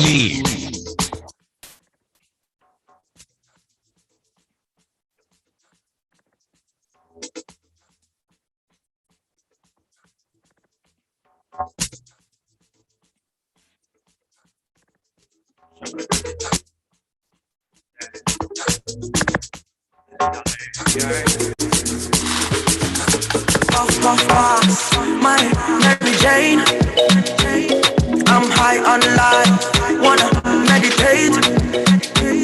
So allow me, make I enjoy life. Cause problem not the finish, oh eh. Every day different wahala. Problem not the finish, oh eh. Give me that day. I just wanna party every day. Give me that day. I just wanna party every day. So pass me the dutchie. Pretty girl, come wine pon the cocky. 10 toes, one girl, make it touch it, touch it, touch it, touch it, touch it, touch it. Pass me the dutchie. Pretty girl, come wine pon the cocky. 10 toes, one girl, make it touch it, touch it, touch it, touch it, touch it, touch it, touch it. Shut up and bend over. Let your back do the talking over. So back up and bend over. Let your back do the talking over. Say, I want to try my life. I want to be happy. I want to dance and party to the rhythm of my body. I just wanna party every day. Girl, I don't really care about your body type. What really matter now your vibe. I be the one for you, one for you. Don't really have to be the one to go. Ain't nobody fine like you. Girl, I be the one for you, one for you. And I feel like I've known you my whole life. Feel like I need you in my life. Nobody can tell me otherwise. This baby will be mine. I feel like I've known you my whole life. Feel like I need you in my life. Nobody can tell me otherwise. Everybody does it. Mommy, I know they Mama mia, mama mia, mama mia, mama mia. Everybody does it. Mommy, I know they Mama mia, mama mia, mama mia, mama mia. Everybody does it. Mommy, I know they pick up my call. Baby Zoro. Girl, I be the one for you, one for you. My body of you, your body of me. Sweet past the top. Baby, now you're on my game. Simply because I feel like I know you my whole life. Feel like I need you in my life. Nobody can tell me otherwise. This baby will be mine. I feel like I'm on my whole life. Feel like I need you in my life. Nobody can tell me otherwise. Everybody does it. Mama, me, I know they Mama, me, I know. Mama, me, I know. Everybody does it. Mama, me, I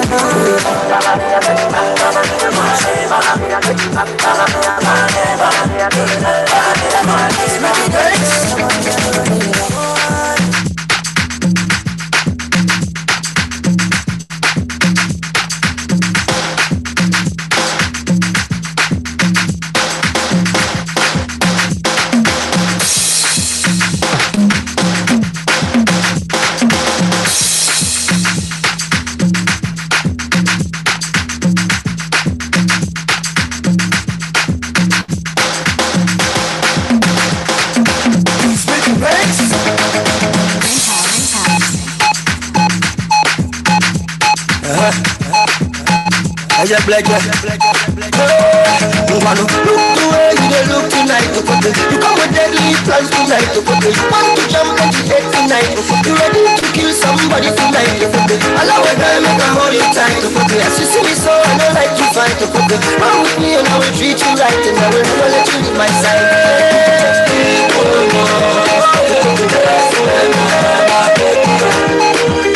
Everybody say, I'm a little child, give it to me.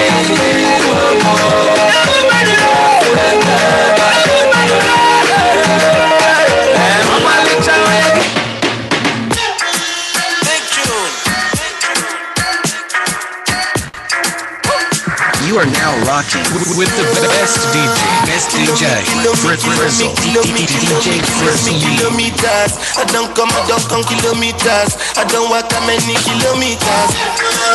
Learn from the teacher. I don't take for the game, she no pitas. I decide bad mind from a distance. Not this sweet, I be yellow, my pitas. Oh, don't give me shot. Show you the confirm for your speaker. This time I contract, 6 for my sisters. Show we they blow your mind, Afghanistan. kilometers. I don't come kilometers. I don't walk that many kilometers. Learn from the teachers. I don't take for the game, she no pitas. I decide bad mind from a distance. Not this sweet, I be all on my pitas. When you come make I give you digits. That's the last time somebody did it like this. So much ice on my bumper clap wrist. That's why everybody hating on me like Chris. Kilometers. I don't come kilometers. I don't walk that many kilometers. People think I be Johnny just come. Like I just got rich, like my money just come. Send them back to where they come from. But talking like the product of it on condom. Southside no come from, me no care, my brother. Come set sit down for one chair, my brother. Come try, no we make you disappear, my brother. Long time it takes to reach here, my brother. Kilometers. Them no fit kill my vibes. Them no fit kill my wise man said, follow the stars. Yeah, you shall find a piece of advice. If you hit your enemies shine. If you're not a friend of me, enter the light. Cause you can never kill my vibe. Got here with no sacrifices. Everything was taken, still had to make it. Vibe killer, me I no go take shit. Vibe killer, bloody somebody time. Protect my energy from your bad aura. And my pastor say, I be my healer, everything I desire. I go receive my reading, flow like a river. If you get sour, come on, go and sit down. I go just para, come up my jigger. I go just pay, follow my lead. I'm feeling vibes on vibes. I'm a chicken dynamite. I blow your candle lights. You know I'm just that type. No, there's nothing kill my vibe. There's nothing kill my vibe. You nothing kill, you nothing kill, you nothing kill my vibe. I see you watching my stories. I see you getting my lifestyle. I see you watching my movements. This bad bitch bad every day. I know they look at your face. Bad man bad every day. Get on your knees and pray till you regain your faith.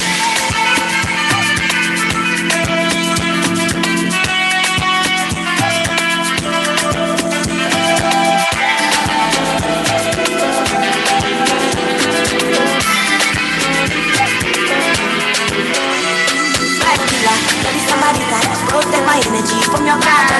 My pastor say I be my healer, everything I desire. I go receive my flow like a river. If you get sour, come on, go and sit down. I go just para, come on, my girl, no be so. Girl, you won't capture my soul. I'm a girl, no be so. Make you one bolombo. Peru, I'm loose. Even Peru done the para. Tonight in Josie, I'm in Josie. Won't call it for one Josie. I'm not playing with you, I'm not joking. My thought of mom is loaded. Me you can fat up, but I'm on molly. I'm on duty, but I'm on low key. They want do me, they want do me, they want do